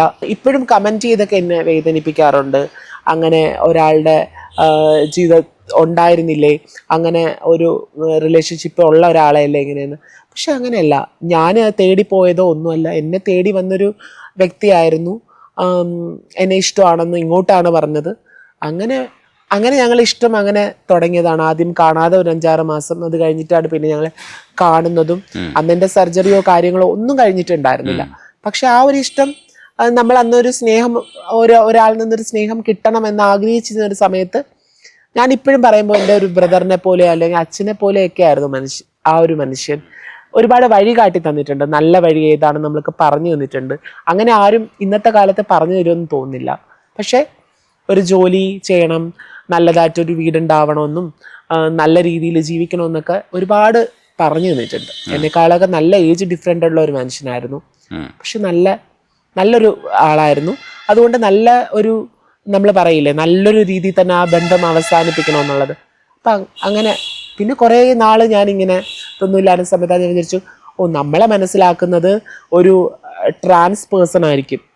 അപ്പോൾ ഒരു ട്രെൻഡായിരുന്നു ഇങ്ങനെ ട്രാൻസ് വുമൻസ്, ട്രാൻസ് മെൻസിന് മാരേജ് ചെയ്യുക, അപ്പോൾ അവർ നമ്മളെ മനസ്സിലാക്കും എന്നൊക്കെ ഉള്ള ഒരു ഇതെൻ്റെ മനസ്സിലെപ്പോഴും കടന്നുകൂടി. പക്ഷേ മുമ്പൊന്നും ഇല്ലായിരുന്നു അങ്ങനെ ഒരു ഇതേ എൻ്റെ മനസ്സിലില്ലായിരുന്നു. പക്ഷെ എവിടെ നിന്ന് വന്നാണെന്ന് അറിയില്ല, ആ ഒരു ഇതിലേക്ക് എൻ്റെ കമ്മ്യൂണിറ്റിയിലുള്ള തന്നെ ഒരു കുട്ടിയും അതുപോലെ തന്നെ അവര് പ്രേരിപ്പിക്കുകയും ചെയ്തു എന്നെ. നിന്നെ ഒരുപാട് ഇഷ്ടപ്പെടുന്നുണ്ട്, നിന്നെ ഇതായിട്ട് നോക്കും, അങ്ങനെയൊക്കെ പറഞ്ഞു. അപ്പൊ നമ്മളൊരു ചേർത്ത് പിടിക്കലിന് വേണ്ടി കാത്തിരിക്കുന്ന ഒരാളാണല്ലോ. അപ്പോൾ ആരെങ്കിലും നമ്മളെ സ്നേഹിക്കുമായിരിക്കും, ആരെങ്കിലും സ്നേഹിക്കാൻ ഉണ്ടായിരിക്കുമായിരിക്കും എന്നൊക്കെ കരുതി ആണ് ഞാൻ ആ ഒരു റിലേഷൻഷിപ്പിലേക്ക് പോകുന്നത്. പക്ഷെ അത് ഏറ്റവും വലിയ ട്രാപ്പായിരുന്നു എന്ന് പിന്നെയാണ് ഞാനത് മനസ്സിലാക്കുന്നത്. അതൊന്നും പറയണ്ട, ഭയങ്കര ഫുൾ ചീറ്റിംഗ് ആയിരുന്നു പുള്ളിക്കാരൻ. അങ്ങനെ എനിക്ക് കുറേ കാശിൻ്റെ ലോസൊക്കെ ഉണ്ടാക്കി. ഞാനിപ്പോഴും പറയും, നമ്മൾ ആരെ വിശ്വസിച്ച് കഴിഞ്ഞാലും നമ്മൾ മറ്റുള്ള മനുഷ്യരെ ഒരിക്കലും നമ്മൾ വിശ്വാസം എന്നുള്ളത് ബ്രേക്ക് ചെയ്യപ്പെടുന്ന അപ്പോഴാണെന്ന് എനിക്ക് തോന്നിയിട്ടുണ്ട്. എനിക്ക് അങ്ങനെ വിശ്വസിച്ചിട്ട് അങ്ങനെ പണി കിട്ടി എന്ന് പറയാനുള്ളത് എനിക്ക് ആ ഒരു സമയമായിരുന്നു. അതിൽ നിന്ന് റിക്കവർ ആവാനാണ് ഞാൻ പാടുപെട്ടത്. ഞാൻ എന്തും സഹിക്കും, നമ്മളെ വഞ്ചിക്കുക, ചീറ്റ് ചെയ്യുക എന്ന് പറയുമ്പോൾ ഞാൻ ഒരിക്കലും സഹിക്കില്ല. ഞാൻ കേസ് കൊടുത്തു. പുള്ളിയെ പോലീസ് അറസ്റ്റ് ചെയ്തു. 14 ദിവസം റിമാൻഡ് ചെയ്തു. 2 ദിവസം അവധിയും കൂടെ ആയിരുന്നുകൊണ്ട് 16 ദിവസം പുള്ളി ജയിലിൽ കിടന്നു. അതിനുശേഷം പുള്ളിയുടെ പാരൻസ് വന്ന് എന്നെ കാണാൻ വന്നു. ഞാൻ പറഞ്ഞു, എനിക്ക് ഇങ്ങനെയൊക്കെയുള്ള ലോസുകളൊക്കെ ഉണ്ടാക്കിയിട്ടുണ്ട്, എനിക്കതിന് നികത്തി തരണം എന്ന് പറഞ്ഞു. എങ്കിൽ കേസ് പിൻവലിക്കണം എന്നൊക്കെ പറഞ്ഞു. പക്ഷെ എന്നോട് എൻ്റെ അടുത്തുള്ള ആളുകൾ പറഞ്ഞത് കേസ് പിൻവലിക്കരുത്. എന്നോട് ഒരുപാട് ആൾക്കാർ പറഞ്ഞത് മീഡിയയിൽ ആൾക്കാരെ വിളിച്ച് ഇത് ചെയ്തൂടെ. പക്ഷെ ഞാൻ ചൂസ് ചെയ്തൊരു ലൈഫാണ്. അപ്പം അത് ഇന്ന ആൾ എന്നെ ചീറ്റ് ചെയ്തു എന്ന് പറഞ്ഞിട്ട് എനിക്കങ്ങനെ മീഡിയയിലേക്ക് പോകാൻ എനിക്ക് താല്പര്യമൊന്നുമില്ലായിരുന്നു. അത് ഞാൻ എൻ്റെതായ രീതിയിൽ നിയമപരമായിട്ട് തന്നെ അത് ഡീൽ ചെയ്തു. പോലീസ് കേസായി, കോടതിയായി.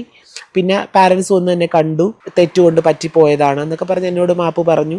അപ്പോൾ നമ്മൾ ഒരു മനുഷ്യനോട് എന്തൊക്കെ ക്രൂവൽറ്റി കാണിച്ചാലും നമ്മൾ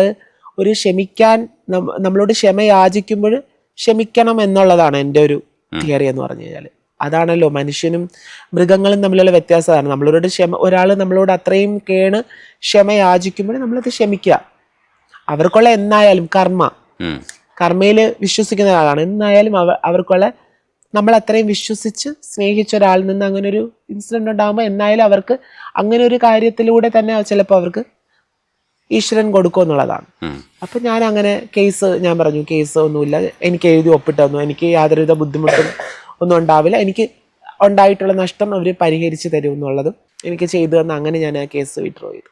ഇപ്പോഴത്തേത് മാരേജ് കഴിഞ്ഞോ അതേ എൻഗേജ്മെന്റ് കഴിഞ്ഞിട്ടേ ഉള്ളൂ? അത് കൺഫ്യൂഷൻ ഇപ്പോഴും നിലനിൽക്കാം. ഞങ്ങള് 4 വർഷം ആയിട്ട് അറിയുന്നവരാണ്. ഇതൊക്കെ ഇത് ഇങ്ങനെ ഈ ബ്രേക്കപ്പ് ഒക്കെ കഴിഞ്ഞ് ഇങ്ങനെ വളരെയധികം ഇതായിട്ടിരിക്കുന്ന സമയത്ത് ഇനി ജീവിതത്തിൽ ഒരാളും ഉണ്ടാവില്ല എന്ന് വിചാരിച്ചിരിക്കുന്ന സമയം 4 വർഷമായിട്ട് അറിയുന്നവരാണ്. ജോലി ഗൾഫിലാണല്ലേ? പുള്ളിക്കാരൻ പുറത്താണ്. ആ സമയത്താണ് ഞങ്ങളിങ്ങനെ ഒരുപാട് സംസാരിക്കുമായിരുന്നു. സംസാരിക്കാൻ പുള്ളിക്കാരനും ഇങ്ങനെ ബ്രേക്കപ്പ് ഒക്കെ കഴിഞ്ഞിരിക്കുന്ന സമയമാണ്, ഞാനും ഇങ്ങനെ ഇതായിട്ടിരിക്കുന്ന സമയമാണ്.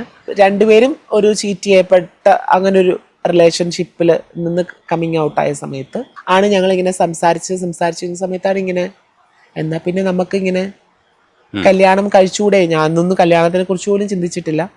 പക്ഷെ നമുക്ക് അങ്ങോട്ടും ഇങ്ങോട്ടും എന്തോ ഒരു ഇഷ്ടം തോന്നി. ഞങ്ങൾ ഒരേ വേവ് ലെങ്ത് ഉള്ള ആൾക്കാരാണെന്ന് മനസ്സിലായി. കാരണം ഏകദേശം ഞങ്ങളുടെ രണ്ടാളെ സ്വഭാവം ഒരുപോലെയാണ്. എന്ത് ഇഷ്ടമില്ലെങ്കിലും ഞങ്ങൾ ഓപ്പണായിട്ട് പറയും. ചിലപ്പോൾ പരസ്പരം അത് ആ ഒരു മൊമെന്റിൽ ചിലപ്പോൾ ബുദ്ധിമുട്ടുകൾ ഉണ്ടാവും രണ്ടാൾക്കും. എനിക്ക് ഇഷ്ടമില്ല എന്ന് കണ്ടു കഴിഞ്ഞാൽ ഞാൻ ഓപ്പണായിട്ട് പുള്ളിയോട് പറയും. പുള്ളിക്ക് ഇഷ്ടമില്ലാതെ കണ്ടാൽ അല്ലെങ്കിൽ നീ ഇന്ന കാര്യം ചെയ്തത് ശരിയായില്ല എന്ന് പുള്ളി പറയും, ഞാനും അതുപോലെ പറയും.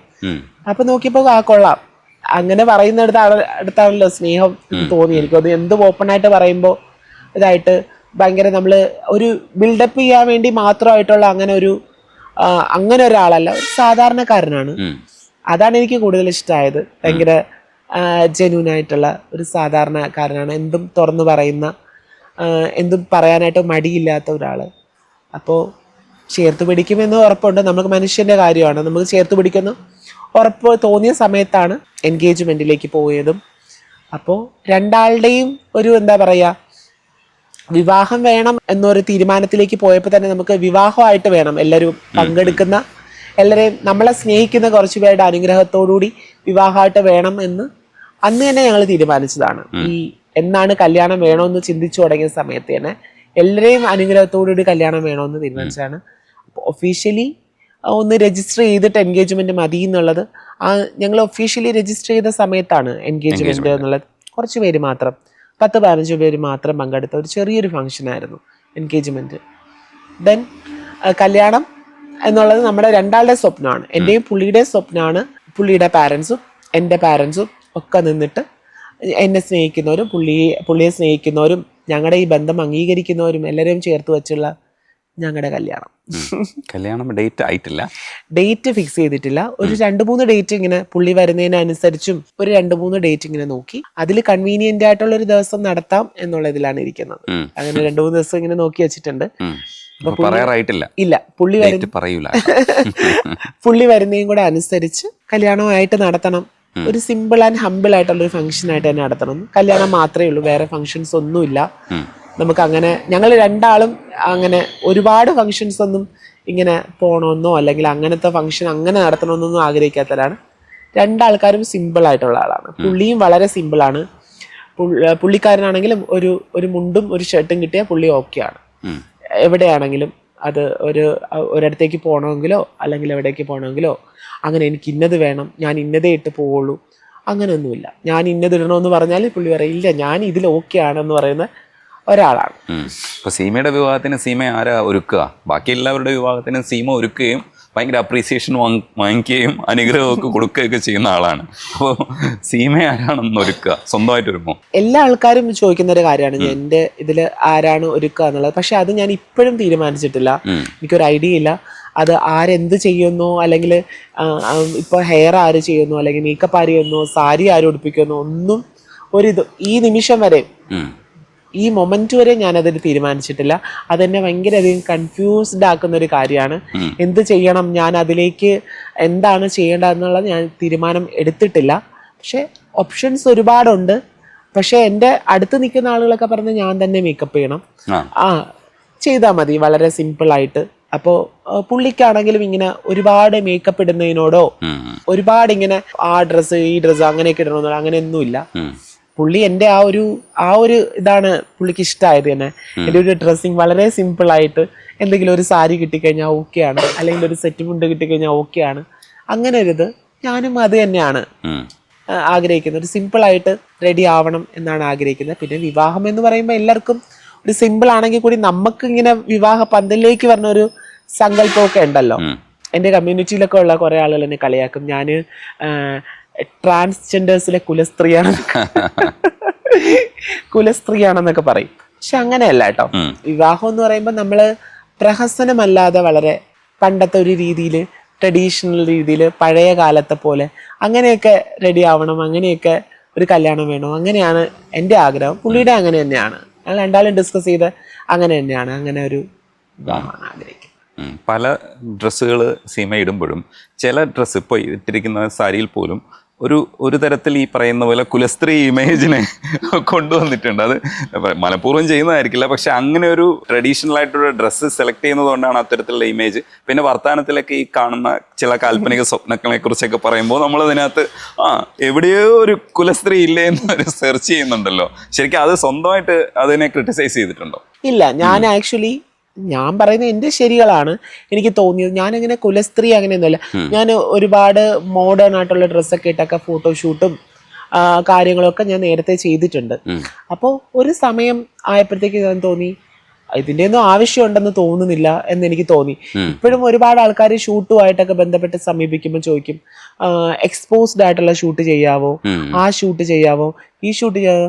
ഞാൻ വിചാരിക്കും അതിൻ്റെ ആവശ്യമുണ്ടെന്ന് തോന്നുന്നില്ല. നമ്മൾ എപ്പോഴും എനിക്ക് തോന്നിയിട്ടുള്ള, അത് മറ്റുള്ളവർക്ക് എങ്ങനെയാണെന്ന് എനിക്കറിയില്ല, പക്ഷെ എനിക്ക് തോന്നിയിട്ടുള്ളത് മിക്കപ്പോഴും ആൾക്കാർ ചോദിക്കും എന്തുകൊണ്ട് ട്രാൻസ് വുമൻസ് ക്ലീവേജ് കാണിക്കുന്നു, അല്ലെങ്കിൽ എന്തുകൊണ്ടാണ് അവർ എക്സ്പോസ്ഡ് ആവുന്നത് എന്നൊക്കെ പറഞ്ഞ് കാണിക്കുന്നുണ്ട്.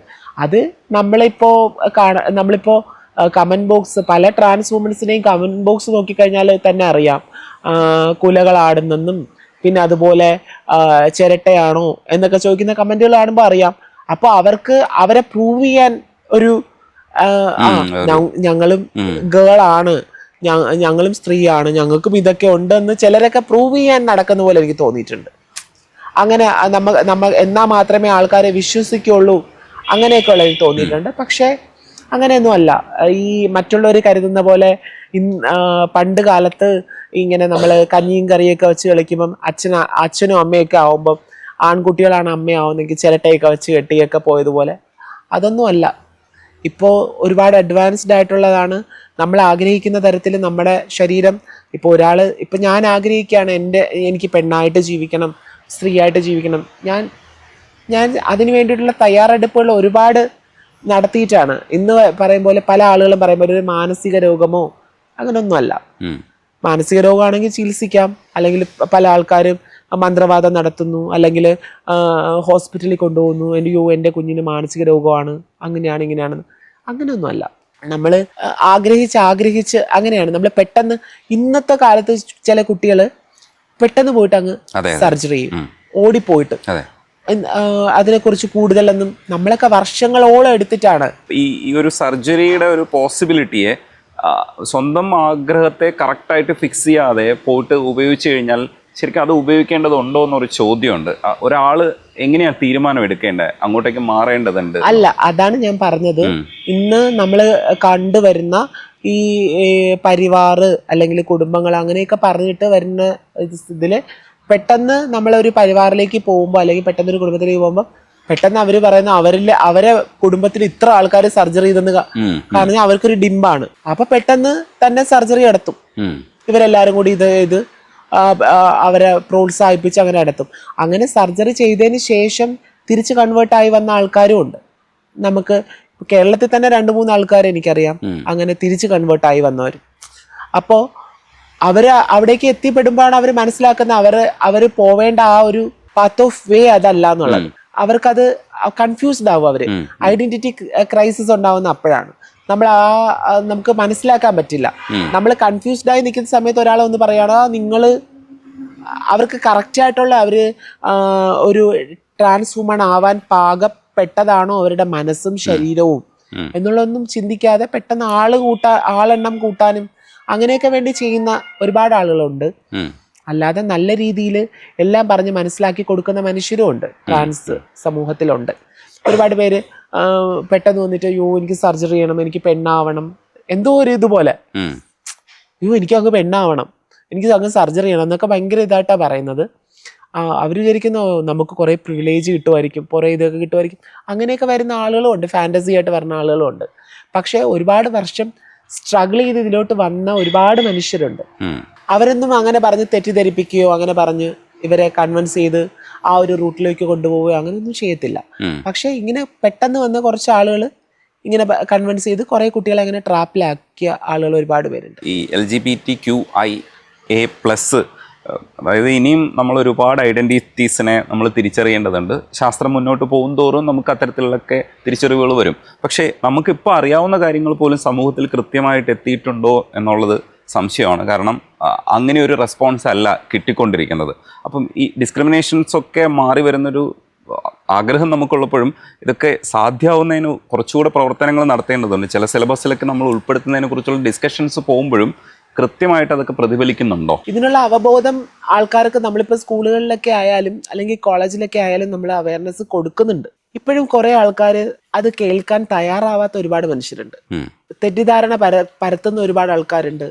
ഇങ്ങനെയാണ് അങ്ങനെയാണ്, ഞാനും നാളെ ഒരു ട്രാൻസ് ആണെന്ന് പറഞ്ഞിട്ട് ഞാനും ഒരു ഡ്രസ്സ് ഇട്ടിട്ട് സ്ത്രീകളുടെ ബാത്റൂമിൽ കയറട്ടെ, അല്ലെങ്കിൽ ഞാൻ അവിടെ കയറട്ടെ, സ്ത്രീകളിരിക്കുന്ന അവിടെ പോട്ടെ, അങ്ങനെയാണ് അവർ ചിന്തിക്കുന്നത്.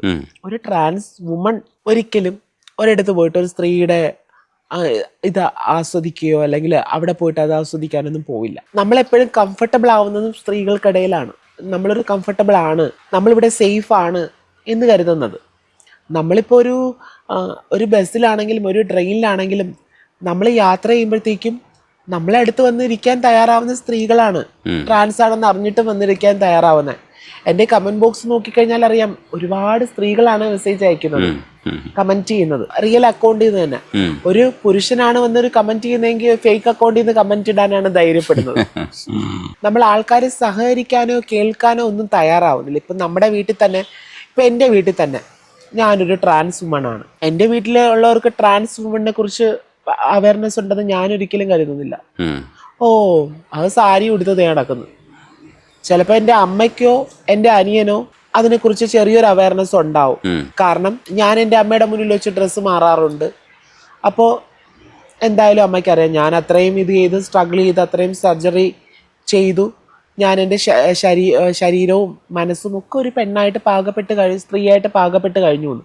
അപ്പം ഞാൻ ഈ സ്ത്രീയായിട്ട് പാകപ്പെട്ട് കഴിഞ്ഞു എന്ന് പറയുമ്പോൾ ആൾക്കാർ പറയും, സ്ത്രീയോ എവിടെ, സ്ത്രീ എവിടെയാ, അവർക്ക് പ്രസവിക്കാൻ പറ്റുമോ, അല്ലെങ്കിൽ അവർക്ക് അങ്ങനെ പറ്റുമോ? അങ്ങനെയാണ് ആളുകൾ കരുതണം. അങ്ങനെയാണ് ഒരു സ്ത്രീ എന്ന് പറയുമ്പോഴത്തേക്ക് ഭയങ്കര പ്രസവിച്ച് 10 കുട്ടികളെ പ്രസവിക്കണമെന്നോ അല്ലെങ്കിൽ അങ്ങനെയൊന്നും അല്ല. മാനസികമായിട്ട് നമ്മളൊരു സ്ത്രീയാണെന്ന് സങ്കല്പിച്ച് ജീവിക്കുന്ന മനുഷ്യര്. എൻ്റെ പാർട്ട്ണറോട് ഞാൻ പറഞ്ഞിട്ടുള്ളതാണ്, എന്നെ നിങ്ങൾ പരിപൂർണമായിട്ടുള്ള ഒരു സ്ത്രീ ആയിട്ടല്ല കാണേണ്ടത്, എന്നെ നിങ്ങൾ ട്രാൻസ് വുമൺ ആയിട്ടാണ് കാണേണ്ടത്. I am a trans person. എന്നെ അങ്ങനെ കാണാവൂ. ഒരു ട്രാൻസ് വുമൺ നിന്ന് പ്രതീക്ഷിക്കുന്നതേ പ്രതീക്ഷിക്കാവൂ. കാരണം ഞാനൊരു പരിപൂർണത എത്തിയൊരു സ്ത്രീ ആണെന്ന് കരുതിയിട്ട് നിങ്ങൾ എന്നെ സമീപിക്കരുത്. ഞാനൊരു എൻ്റെതായ പരിമിതികൾ എനിക്കുണ്ട്.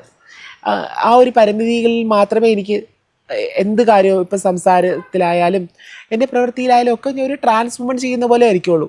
പല ആൾക്കാരും പറയും, നടക്കുന്ന കാണുമ്പോൾ പെണ്ണെന്നാണ് വിചാരിക്കുന്നത്, കണ്ടാൽ തന്നെ അറിയാം ആണാണെന്നൊക്കെ പറഞ്ഞ ആളുകൾ കമൻറ്റ് ചെയ്യാറുണ്ട്. അത് മെൻ്റലി നമ്മളെ വേദനിപ്പിക്കാനാണെങ്കിലും ഇപ്പോഴൊക്കെ ഞാൻ അങ്ങനെ ഒരു നെഗറ്റീവ് കമൻസ് ഒക്കെ കാണുമ്പോൾ പണ്ടൊക്കെ എടുത്ത് സ്ക്രീൻഷോട്ടൊക്കെ ഇട്ട് അവരങ്ങനെ പറഞ്ഞു ഇവരിങ്ങനെ പറഞ്ഞു എന്നൊക്കെ പറഞ്ഞിട്ട് ഇടാറുണ്ട്. അപ്പം ഞാനൊന്നും കാര്യമാക്കാറേ ഇല്ല. നമ്മളെ ജീവിതം ജീവിക്കുന്നു, അവരവരുടെ ജീവിതം ജീവിക്കുന്നു. ഇടയ്ക്ക് സീമ പറഞ്ഞിട്ടുണ്ടായിരുന്നു, ഞാനൊരു മീറ്റ് വിടുകയാണെങ്കിൽ ഫാമിലി മെമ്പേഴ്സ് ഉൾപ്പെടെയുള്ളവർക്കെതിരെ കേസെടുക്കേണ്ടി വരുമെന്ന് പറയും പോലെ തൊഴിലിടത്ത് ചൂഷണം നേരിട്ടു എന്ന് പറഞ്ഞത്. അപ്പോൾ മിമിക്രി ആർട്ടിസ്റ്റുകളോടൊപ്പം വർക്ക് ചെയ്യുമ്പോഴും അവരുടെയൊക്കെ പെരുമാറ്റം ആ തരത്തിലായിരുന്നു എന്നുള്ളത് സീമ ഒരിക്കൽ പറഞ്ഞിട്ടുണ്ട്. അത്രയും വേദനിപ്പിക്കുന്നൊരവസ്ഥ ആ ഘട്ടത്തിൽ എത്തിയപ്പോഴും ഉണ്ടായിരുന്നു എന്ന് വേണം അങ്ങനെ മനസ്സിലാക്കാൻ. തീർച്ചയായിട്ടും. ഞാൻ ഒരിക്കൽ ഒരു ഗ്രൂപ്പിൽ പ്രോഗ്രാം ചെയ്തുകൊണ്ടിരിക്കുന്ന സമയത്ത് എല്ലാ ആൾക്കാരും കഴിഞ്ഞിട്ടാണ് ലാസ്റ്റാണ് എനിക്ക് ബാത്റൂം കിട്ടുക. അപ്പം എനിക്ക് ഒരുപാട് സമയം വേണം ഒന്ന് ഫ്രഷ് ആയിട്ടൊക്കെ വരാനായിട്ട്. കുറച്ച് ഒരു 45 മിനിറ്റ്സ് എങ്കിലും വേണം. അപ്പോൾ അന്ന് നമ്മളെ ലേസർ ട്രീറ്റ്മെൻറ്റോ അങ്ങനെയുള്ള സാധനങ്ങളൊന്നും എടുക്കാത്ത സമയമാണ്. അപ്പോൾ എനിക്ക് ഹെയറൊക്കെ വാക്സ് ചെയ്യണം, അങ്ങനെയൊക്കെ ഒരുപാട് സമയം എടുക്കണം. അങ്ങനെയൊക്കെ പോയ സമയത്ത് ഞാൻ ഫ്രഷ് ആയിട്ട് വരുന്ന സമയത്ത് എന്നെ അവർ ബസ്സിലിട്ടിട്ട് ഇങ്ങനെ ഇതുപോലെ, ഞാൻ പറഞ്ഞു എനിക്ക് കുട്ടിക്കാലത്ത് ഉണ്ടായിട്ടുള്ള പോലെ അങ്ങനെ ആൾക്കാർ ഇങ്ങനെ വഴിയെ പോകുമ്പോൾ നീ ആണാണോ പെണ്ണാണോ എന്നുള്ള ഇതിൽ പറയും പോലെ എന്നെ ആ ബസ്സിലിട്ടിട്ട് 2 പേരെന്നെ, ഇത്രയും ആൾക്കാരുണ്ടായിരുന്ന ബസ്സിലിട്ടിട്ട്, നീ ആണാണോ പെണ്ണാണോ, ഇത്രയും നേരം നിനക്ക് കുളിക്കാനും ഇത് ചെയ്യാനൊക്കെ വേണ്ടിയിട്ട് നിനക്ക് എന്താ ഇത്ര സമയം എന്ന് പറഞ്ഞിട്ട് എന്നെ വളരെ മോശമായിട്ട് എൻ്റെ ദേഹത്തൊക്കെ അവർ കയറി പിടിക്കുകയും എൻ്റെ ഡ്രസ്സ് അഴിക്കാൻ ശ്രമിക്കുകയൊക്കെ ചെയ്തിട്ടുണ്ട്. അപ്പം തന്നെ ഞാൻ പോലീസിൽ വിളിച്ചു. കോട്ടയത്ത് വെച്ചിട്ടാണ് നടക്കുന്ന സംഭവം. പോലീസിൽ വിളിച്ചു. പോലീസ് വന്നു. കംപ്ലീറ്റ് ഗ്രൂപ്പ് അടക്കം എനിക്കതിൽ ഒരു എന്താ പറയുക, ഇന്നും എനിക്കതിൽ ഒരു വേദനയും തോന്നിയിട്ടില്ല. അത്ര ആൾക്കാരെ പോലീസ് സ്റ്റേഷനിലേക്ക് എത്തിച്ചോളൂ. 10-30ഓളം മനുഷ്യരെ ഞാൻ പോലീസ് സ്റ്റേഷനിലേക്ക്, കാരണം കണ്ടു നിന്നവരും ഉണ്ടല്ലോ. നമ്മൾ ഒരു മനുഷ്യനൊരു തെറ്റ് ചെയ്യുമ്പോഴത്തേക്കും അത് തെറ്റ് ചെയ്യരുത് എന്ന് ഒരു 10 പേര് അവിടെ ഉണ്ടെങ്കിൽ 8 പേരും പറയാൻ തയ്യാറാവണം. ഒരാൾ തെറ്റ് ചെയ്യുന്നുണ്ടെങ്കിൽ ഒരാൾ ചിലപ്പോൾ പറയില്ലായിരിക്കും, പക്ഷെ 8 പേരും ആ തെറ്റിനെ പ്രോത്സാഹിപ്പിക്കുന്നു എന്നാണ് കണ്ടു നിൽക്കുമ്പോൾ. നമ്മൾ അവരെ വാക്കാലും അല്ലെങ്കിൽ പറയാതെയും നമ്മൾ നോക്കി നിന്ന് ആസ്വദിക്കുന്നുണ്ടെങ്കിൽ അവർ ആ തെറ്റിനെ പ്രോത്സാഹിപ്പിക്കുന്നുണ്ടെന്നാണ്. അപ്പൊ ഈ 2 പേര് ചെയ്തത് ഈ 28 പേരും കണ്ട് ആസ്വദിച്ചു. സ്ത്രീകളായിട്ടുള്ളവരും പുരുഷന്മാരായിട്ടുള്ളവരും ഒക്കെ ഉണ്ട് അതിനകത്ത്. അപ്പൊ അവരത് ആസ്വദിച്ചു. അപ്പോൾ എനിക്ക് തോന്നിയത് അവർ അർഹരാണ് പോലീസ് സ്റ്റേഷനിലേക്ക് കയറാനായിട്ട്. പ്രശ്നം ഞാൻ പോലീസ് സ്റ്റേഷൻ വഴി അത് ഹാൻഡിൽ ചെയ്തു. മാപ്പ് പറയിച്ചു, എല്ലാവരെയും കൊണ്ട് മാപ്പ് പറയിച്ചു. ആ പോലീസുകാർ വളരെയധികം സപ്പോർട്ടായിരുന്നു. അങ്ങനെയാണ് ആ പ്രശ്നം സോൾവ് ചെയ്യുന്നത്. ഈ സൗഹൃദങ്ങളൊക്കെ മനസ്സിൽ ചേർത്ത് നടക്കുന്ന ഒരാളാണ് സീമ. എങ്ങനെയാണ് അതിനെ ഒരു എന്താ പറയുക, നമുക്കൊരു മുൻപോട്ട് പോക്കിനുള്ള ഊർജ്ജമായിട്ട് കാണാൻ പറ്റുന്നത്? ഇല്ലെങ്കിൽ അതെങ്ങനെയാണ് മനസ്സിൽ ചേർത്ത് വെക്കണേ? എൻ്റെ ജീവിതത്തിൽ വന്നിട്ടുള്ള എല്ലാ മനുഷ്യരും ഞാൻ ഓർക്കാറുണ്ട്. പക്ഷെ അവരൊക്കെ ഓർക്കുമെന്ന് എനിക്കറിയില്ല. എൻ്റെ മോശ സമയത്ത് കൂടെ നിന്നവർ, അല്ലാതെ നല്ല സമയത്ത് ഒപ്പം ഉണ്ടായിരുന്നവരൊക്കെ ഞാൻ ഓർക്കാറുണ്ട്. പക്ഷേ ഒരുപാട് പേര് യൂസ് ചെയ്തിട്ടുണ്ട്. അവരുടെ കാര്യങ്ങൾ കാണാൻ വേണ്ടിയിട്ട് എന്നെ യൂസ് ചെയ്തിട്ടുള്ളതായിട്ട് എനിക്ക് തോന്നിയിട്ടുണ്ട്. ആ സമയത്ത് വന്ന് കൂട്ടുകൂടുക, നമ്മളോടൊപ്പം ഇരിക്കുക, നമ്മളോടൊപ്പം അവർക്ക് എന്തെങ്കിലും ഒരു നേട്ടം ഉണ്ടായി എന്ന് കാണുമ്പോഴത്തേക്കും നമ്മളെ വളരെയധികം മോശമായിട്ട് പറയുക, നമ്മളെ സൗഹൃദത്തിൻ്റെ ഒരു വില തരാതിരിക്കുക, അങ്ങനെയൊക്കെ ചെയ്തിട്ടുള്ള ഒരുപാട് പേരുണ്ട്. ആരും അങ്ങനെ ഒരിക്കലും എന്താ പറയുക, ഒരു രാത്രിയിൽ എന്തോ ഒരു ഡിപ്രഷനിൽ ഇരിക്കുന്ന സമയത്ത് ഞാനിങ്ങനെ രാത്രി ആയപ്പോഴത്തേക്കും ഞാൻ അമ്മയെ വിളിക്കുകയാണ്. എനിക്ക് ആരോടെങ്കിലും എൻ്റെ ഒരു വിഷമം പറയണം എന്നുള്ളത്. അപ്പോൾ നമ്മൾ ഈ ഹോർമോൺസും കാര്യങ്ങളും ഒക്കെ എടുക്കുന്നുണ്ട്, മൂഡ് സ്വിങ്സ് ഒക്കെ വളരെ പെട്ടെന്ന് ഉണ്ടാവും. അപ്പോൾ ഒരു രാത്രിയിൽ ഇങ്ങനെ അമ്മയെ വിളിക്കുകയാണ്. അമ്മയെ വിളിച്ചിട്ട് ഇങ്ങനെ പറയാണ്, ഞാൻ അമ്മയോട് ചോദിക്കുകയാണ്, എപ്പോഴെങ്കിലും എന്നെ സ്നേഹിച്ചിട്ടുണ്ടോ? അത് ഭയങ്കര വിഷമമുള്ള കാര്യമാണ്. എനിക്ക് തോന്നുന്നു രാത്രി ഒരു 1-1.5 സമയം ആയിട്ടുണ്ടായിരിക്കും. ആ സമയത്താണ് ഞാൻ വിളിച്ചു ചോദിക്കുന്നത്, എപ്പോഴെങ്കിലും സ്നേഹിച്ചിട്ടുണ്ടോ എന്ന് ഞാൻ വിളിച്ചു ചോദിച്ചു. അപ്പൊ ഞാൻ പ്രതീക്ഷിക്കുന്ന മറുപടി അങ്ങനെയല്ല. ഞാൻ പ്രതീക്ഷിക്കുന്ന, അതെനിക്ക് എന്താ ഈ നേരത്ത് ഇങ്ങനെ വിളിച്ച് ചോദിക്കാൻ തോന്നിയത്, അങ്ങനെ തോന്നാൻ എന്താ കാരണം, അല്ലെങ്കിൽ നീ ഇതൊന്നും ചിന്തിക്കാതെ എപ്പോഴും ഉണ്ടാവില്ലേ കൂടെ, നിനക്ക് എന്താ വിഷമം, നീ ഇപ്പൊ ചോദിക്കാൻ എന്താ കാരണം എന്നൊക്കെയാണ് ഞാൻ കരുതിയിട്ടുണ്ട്. പക്ഷെ എനിക്ക് തിരിച്ചു കിട്ടിയത് 4 ചീത്ത പറഞ്ഞു. അങ്ങനെ പറഞ്ഞിട്ട് നിനക്ക് എന്താ വട്ടാണോ എന്നൊക്കെ ചോദിച്ചിട്ട് അങ്ങനെ.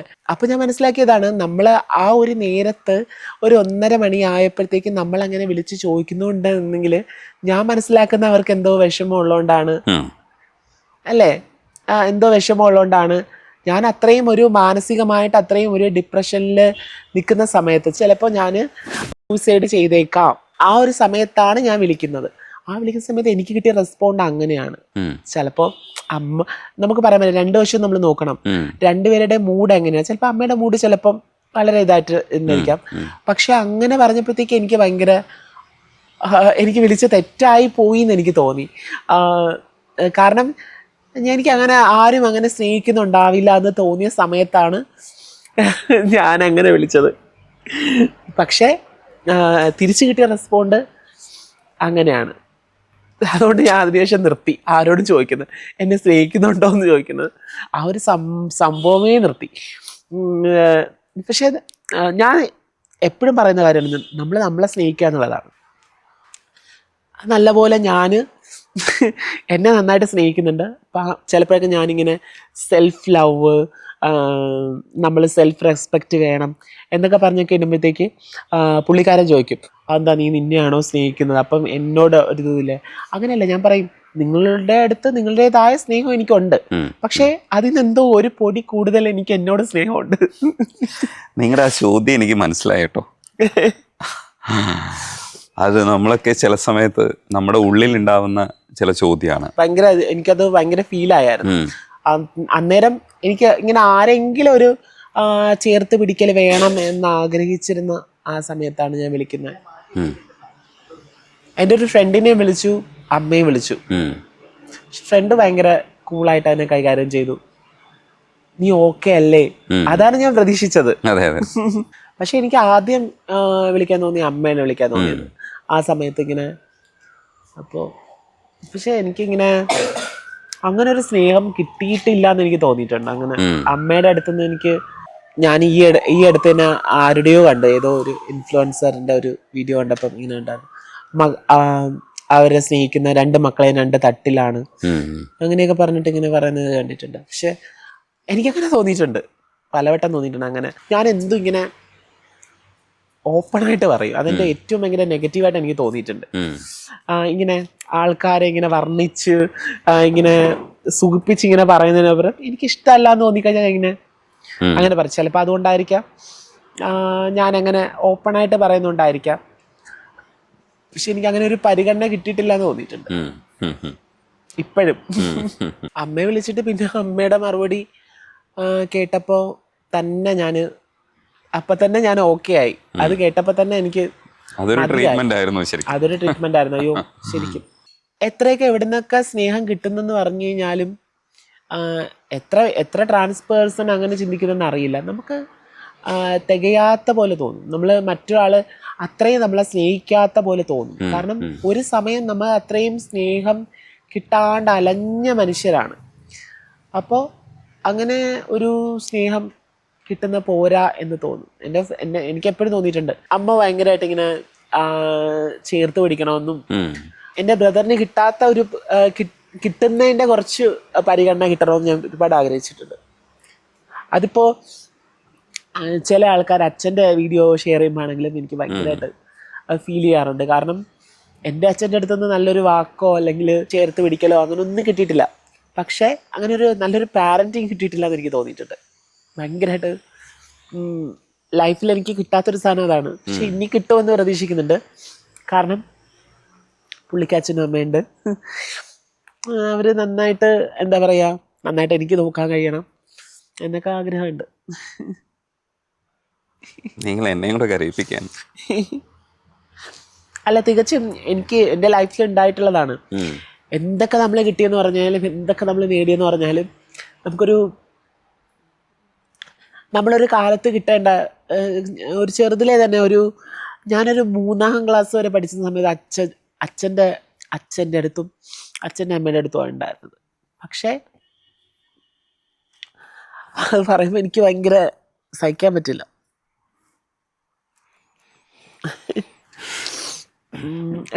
Sorry, it's okay. കൂളായിട്ട് സംസാരിക്കാം.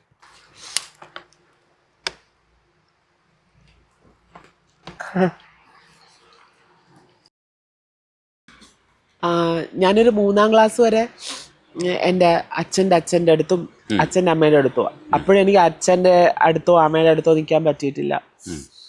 അത് കഴിഞ്ഞ് അവിടെ അച്ഛൻ്റെ പെങ്ങളുടെ കല്യാണം ആ സമയത്തായിരുന്നു. അപ്പോഴാണ് അവർക്ക് നോക്കാൻ പറ്റാണ്ടായിട്ട് ഞാൻ അച്ഛൻ്റെ അമ്മയുടെ കൂടെ പോകുന്നത്. അത് കഴിഞ്ഞ് ഞാൻ ആകെ ഒരു 3 വർഷമേ അച്ഛൻ്റെ അമ്മയുടെ കൂടെ നിന്നിട്ടുള്ളൂ. 7ാം ക്ലാസ്സിൽ ആയ സമയത്ത് അവർ സെപ്പറേറ്റ് ആയി. അപ്പോൾ ഞാൻ അവിടെ കാണുന്നത് ഭയങ്കര അടിയും വഴക്കും ഒക്കെയാണ് കാണുന്നത്. അച്ഛൻ ഡെയിലി കുടിച്ചോണ്ട് വരിക, അമ്മ അടിക്കുക, അമ്മയുടെ മുടിക്ക് ചുറ്റി പിടിക്കുക, ഭയങ്കര ആ ഒരു കുട്ടിക്കാലാണ്. അപ്പോൾ എനിക്കത് ഭയങ്കര പേടിപ്പെടുത്തുന്ന, അച്ഛനും അമ്മയെന്ന് പറഞ്ഞു കഴിഞ്ഞാൽ എന്തോ ഭയങ്കര പേടിയായിരുന്നു ഉള്ളിൽ. അമ്മയാണെങ്കിലും അച്ഛൻ തലേദിവസം വന്നിട്ട് അമ്മയെ ഉപദ്രവിക്കുന്ന ആ ഒരു ഇതൊക്കെ വെച്ചിട്ട് അമ്മ പിറ്റേ ദിവസം നമ്മളോട് അങ്ങനെ ബിഹേവ് ചെയ്യുന്നത്. അമ്മയും മെന്റലി ഓക്കെ അല്ല, അത് നമുക്ക് മനസ്സിലാക്കാനുള്ള പ്രായവും ഇല്ല, നമ്മൾ ചെറുതല്ലേ. പക്ഷെ ഇപ്പൊ എനിക്ക് മനസ്സിലാവുന്നുണ്ട് അന്ന് അങ്ങനെ അമ്മ നമ്മളോട് ബിഹേവ് ചെയ്തത് അച്ഛൻ ഇങ്ങനെ തലേദിവസം അങ്ങനെ ബിഹേവ് ചെയ്തുകൊണ്ടായിരിക്കും, അങ്ങനെ അമ്മയോട് പെരുമാറിയോണ്ടായിരിക്കും, ആ ഒരു ദേഷ്യവും സങ്കടവും ഒക്കെ ആയിരിക്കും നമ്മളോട് തീർത്തിട്ടുണ്ടാവുക എന്നൊക്കെ ഉള്ളൊരു ഇതെനിക്ക് ഉണ്ട്. പക്ഷെ അങ്ങനെ ഒരു അച്ഛൻ്റെ അമ്മയുടെ ഒരു കെയറിങ് കിട്ടാത്ത എനിക്ക് ഭയങ്കര പക്ഷെ ഇപ്പോൾ അമ്മ ഓക്കെ ആണ്. ഭയങ്കര ഇടയ്ക്ക് വരാറുണ്ട്. എനിക്കിഷ്ടമുള്ളതൊക്കെ സാധനങ്ങളൊക്കെ ഉണ്ടാക്കി തരാറുണ്ട്. ഞാൻ പോകുമ്പോഴൊക്കെ ഉണ്ടാക്കി തരാറുണ്ട്. അതൊക്കെ ഓക്കെയാണ്. പക്ഷെ എന്നാലും എന്തോ ഒന്ന് അമ്മ എനിക്ക് തരാൻ കുറയ്ക്കുന്നില്ലേന്ന്. അതായിരിക്കും നമ്മൾ സെർച്ച് ചെയ്ത് കണ്ടുപിടിക്കാൻ ശ്രമിക്കുന്നതല്ലേ, മറ്റൊരിടത്തൊക്കെ തേടുന്നത് ആ ഒരു സ്നേഹത്തിന്റെ ലാക്കായിരിക്കും. അതെനിക്ക് തരുന്നത് അതിൻ്റെ അളവ് എനിക്കെന്തോ ഫുഡൊക്കെ തരുന്നുണ്ട്. എനിക്കിഷ്ടമുള്ള എല്ലാം ഞാൻ ചിലപ്പോൾ പോകുമ്പോൾ പറയും ഇന്നത് വേണമെന്ന് പറയുമ്പോൾ അതൊക്കെ ഉണ്ടാക്കി തരാറുണ്ട്. പക്ഷെ സ്നേഹം വിളമ്പുമ്പം അമ്മ ഒരു പാത്രത്തിൽ കുറച്ച് കൂടുതൽ വിളമ്പുന്നുണ്ടോ എന്നെങ്കിൽ ഡൗട്ട്. ചിലപ്പോൾ ഡൗട്ടായിരിക്കും. ഈ ശരിക്കും നമ്മുടെ കൂടെ നിൽക്കുന്ന ഇപ്പോൾ പാർട്ട്ണറോ ആയിട്ട് വരുന്നവരോ ഇല്ലെങ്കിൽ ലവേഴ്സായിട്ട് നമ്മുടെ കൂടെ വരുന്നവരോ ഒക്കെ ഈ സീമയെ ശരിക്കും അഡ്രസ്സ് ചെയ്യാറുണ്ടോ? ഇങ്ങനെ ഒരു സ്നേഹത്തിന്റെ ലാക്ക് അനുഭവിക്കുന്ന ഒരു സീമയെ ശരിക്കും അഡ്രസ്സ് ചെയ്യാറുണ്ടോ? ഞാൻ പെട്ടെന്ന് തന്നെ ദേഷ്യം വരുന്ന ഒരാളാണ്. പുള്ളിയും പെട്ടെന്ന് തന്നെ ദേഷ്യം വരുന്ന ഒരാളാണ്. ലാസ്റ്റ് നമ്മൾ വഴക്കൊക്കെ കഴിഞ്ഞിട്ട് ഇങ്ങനെ ഒന്നിച്ചിരിക്കുന്ന സമയമുണ്ടല്ലോ, ആ സമയം ഇങ്ങനെ പറയും, നീ എന്തൊക്കെ പറഞ്ഞു കഴിഞ്ഞാൽ എന്തൊക്കെ പറഞ്ഞാലും നിന്റെ ഉള്ളിൽ നീ പാവാണെന്നറിയാം. അങ്ങനെ പറഞ്ഞാണ് എന്നെ പുള്ളി വീഴ്ത്തുന്നത്. അത് പറയും നീ ഇതാണെന്ന് അറിയാം, പക്ഷെ നീ ഇങ്ങനെ പൊട്ടിത്തെറിയാം എന്തൊക്കെ പറഞ്ഞു കഴിഞ്ഞാലും ഇതൊക്കെ ആയിട്ടും ആ ഒരു ഇത് പുള്ളി മനസ്സിലാക്കുന്നുണ്ട്. പക്ഷെ പുള്ളിയും ഭയങ്കര ഒറ്റ മോനാണ് എങ്കിലും ഒക്കെ ഭയങ്കര ഒരുപാട് സ്ട്രഗിൾ ചെയ്ത് ഒരുപാട് സ്നേഹം എന്താന്ന് മനസ്സിലാക്കുന്ന ഒരാളാണ്. അതെനിക്ക് ഭയങ്കരമായിട്ട് തോന്നിയിട്ടുണ്ട്. അതാണ് എനിക്ക് ഇഷ്ടപ്പെടാൻ കാരണം. അതാണ് നന്നായിട്ട് പോവാൻ സാധിക്കട്ടെ എന്നാണ് ഞാൻ ദൈവത്തിനോട് പ്രാർത്ഥിക്കുന്നത്. ഞങ്ങൾ രണ്ടാളും ഒരുപാട് സ്നേഹമൊന്നും കിട്ടാണ്ട് ഒരുപാട് ഇങ്ങനെ പുള്ളി ഇങ്ങനെ ഒരുപാട് കെയറിങ് ഇഷ്ടപ്പെടുന്നതും സ്നേഹം ഇങ്ങനെ എക്സ്പ്രസ് ചെയ്യുന്നത് ഒരുപാട് ഇഷ്ടപ്പെടുന്ന ഒരാളാണ്. ഇങ്ങനെ എക്സ്പ്രസ് ചെയ്ത് നമ്മൾ സ്നേഹം കൊടുക്കണമെന്ന് ആഗ്രഹിക്കുന്ന ഒരാളാണ്. സ്നേഹം ഉണ്ടാവണം എപ്പോഴും, എപ്പോഴും നമ്മുടെ ഓരോ മൊമെന്റിലും ഇങ്ങനെ നമ്മൾ കൂടെ ഉണ്ടാവണമെന്ന് ആഗ്രഹിക്കുന്ന ഒരാളാണ്. പക്ഷെ ചില സമയം ഞാൻ ഈ ബിസി ആയിരിക്കുന്ന സമയം ഇന്ന് എന്നെ വളരെയധികം ഓട്ടത്തിനിടയിലാണ് നമ്മളെ ഈ കണ്ടുമുട്ടല്. ആ ഒരു സമയത്ത് തന്നെയും എനിക്ക് ആ ഒരു എന്താ പറയുക, നമ്മൾ ആ ഒരു സ്നേഹത്തിന്റെ ഒരു ചെറിയൊരു പരിഗണന കൊടുക്കാൻ എവിടെയോ ഞാൻ ഇന്ന് മിസ്സായിട്ടുണ്ട്. പക്ഷെ ആ ഒരു ഓട്ടത്തിന്റെ ഇടയിലാണ്. പക്ഷെ പുള്ളി അവിടെ എന്നെ ഒരുപാട് മിസ് ചെയ്യുന്നുണ്ടെന്ന് എനിക്കറിയാം. കാരണം ഞങ്ങള് രാത്രിയിലാണ്, കാരണം പുള്ളിക്ക് നൈറ്റ് ഡ്യൂട്ടിയാണ്. അപ്പൊ രാത്രിയിലാണ് സംസാരിക്കാനുള്ള സമയം ഞങ്ങൾക്ക് കൂടുതൽ ഉണ്ടാവാറ്. കാരണം പകല് പുള്ളി നല്ല ഉറക്കമായിരിക്കും, പകല് ഞാൻ കംപ്ലീറ്റ് ഞാനും എന്തെങ്കിലുമൊക്കെ കാര്യത്തിൽ തിരക്കായിരിക്കും. അപ്പൊ ആ സമയം വർക്കുള്ള സമയം ഒട്ടും എനിക്ക് സംസാരിക്കാനും പറ്റില്ല. അപ്പൊ ആ ഒരു മിസ്സിങ് ഭയങ്കര പരിഭവമാണ് പുള്ളിക്ക്. ആണ്. അപ്പൊ ഭയങ്കര ഒരു പരിഭവമാണ്. അതിപ്പോ എനിക്കാണെങ്കിൽ അങ്ങനെ തന്നെയാണ്. എൻ്റെ ഒരു സമയത്ത് ആ സ്നേഹം കിട്ടണം എന്ന് ഞങ്ങൾ രണ്ടാളും ആഗ്രഹിക്കുന്നവരാണ്. അപ്പൊ അതുകൊണ്ട് ഒരു ബോണ്ടിങ് ഉണ്ടെന്നാണ് വിചാരിക്കുന്നത്. ഈ സ്നേഹം കിട്ടാത്തത് കൊണ്ട് തന്നെ സീമയ്ക്ക് കൂടുതൽ കൊടുക്കാനുള്ളൊരു ആവേശം ഉണ്ടാവുമല്ലോ. നമുക്ക് കിട്ടാത്തൊരു സാധനം നമുക്ക് മറ്റുള്ളവർക്ക് കൊടുക്കുന്നതിൽ ഭയങ്കര വാശി കാണിക്കും നമ്മള്. തീർച്ചയായിട്ടും. അപ്പോ ചില സമയം നമ്മൾ അങ്ങനെ എക്സ്പ്രസ് ചെയ്യുമ്പം അത്ര ഇത് കാണിക്കുമ്പോഴത്തേക്ക് പുള്ളി ശരിക്കും അതിന്റെ അഭിനയമാണോ എന്ന് വിചാരിക്കാറുണ്ട് എന്ന് എനിക്ക് തോന്നിയിട്ടുണ്ട്. അങ്ങനെ നമ്മൾ എക്സ്പ്രസ് ചെയ്യുന്ന അങ്ങനെ ഒരു അഭിനയം ആണോ, അല്ലെങ്കിൽ അങ്ങനെ നമ്മൾ ഇത്ര ഇതായിട്ട് ഞാൻ വളരെയധികം ഞാൻ നേരത്തെ പറഞ്ഞ പോലെ ഞാൻ കുഞ്ഞു കുഞ്ഞു കാര്യങ്ങൾ ഞാൻ ഒരുപാട് സന്തോഷിക്കുന്ന ഒരാളാണ്. അത് നമ്മുടെ ലൈഫിൽ ഇപ്പോൾ ഒരു ബർത്ത്ഡേ ആയാലും അല്ലെങ്കിൽ വേറൊരു കാര്യമായാലും വേറൊരു ഇവന്റ് ആയാലും ലൈഫിലുണ്ടാവുന്ന ഒരു ഇവന്റ് ആണെങ്കിലും പിന്നെ നമ്മുടെ ലൈഫിൽ അത് ഉണ്ടാവില്ല. അപ്പൊ അതില് മാക്സിമം സന്തോഷിക്കണം എന്നുള്ളതാണ്. പിന്നെ ആ മൊമെന്റ് ഒരിക്കലും ഉണ്ടാവില്ല.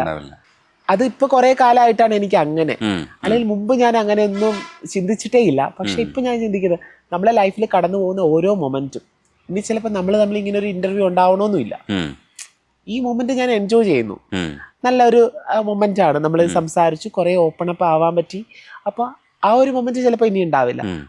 അത്രയും നമ്മൾ എന്താ പറയുക കൂളായിരിക്കുക, നമ്മളത് എൻജോയ് ചെയ്യുക എന്നുള്ളതാണ്. നമ്മളൊരു വീർപ്പ് മുട്ടലിലൂടെ കടന്നു പോകുന്ന ഒരുപാട് മനുഷ്യരുണ്ട്. അവരുടെ ഐഡന്റിറ്റി ഒന്ന് തുറന്നു പറയാൻ, അവർ സ്വതന്ത്രമായിട്ട് ഈ ഭൂമിയിൽ ജീവിക്കാനൊക്കെ ആഗ്രഹിക്കുന്ന ഒരുപാട് പേരുണ്ട്. ഈ ഭൂമി എല്ലാവർക്കും ഉള്ളതല്ലേ. ഇപ്പോൾ നിങ്ങൾക്കുള്ള പോലെ അല്ലാണ് എനിക്കും മറ്റുള്ള മനുഷ്യർക്കും ഒക്കെ ഉള്ളത്. അപ്പൊ അവർക്കും അവരുടേതായ സ്പേസുകളുണ്ട്. ആ സ്പേസിനെ നമ്മൾ കവർന്നെടുക്കാതെ അവര് വേണ്ട ജീവിത രീതി അല്ലെങ്കിൽ അവർക്ക് വേണ്ട അവർ നേടിയെടുത്തോളും. പക്ഷെ അതിന് തടസ്സമാവരുത്, ബുദ്ധിമുട്ടിക്കരുത് മനുഷ്യരെ.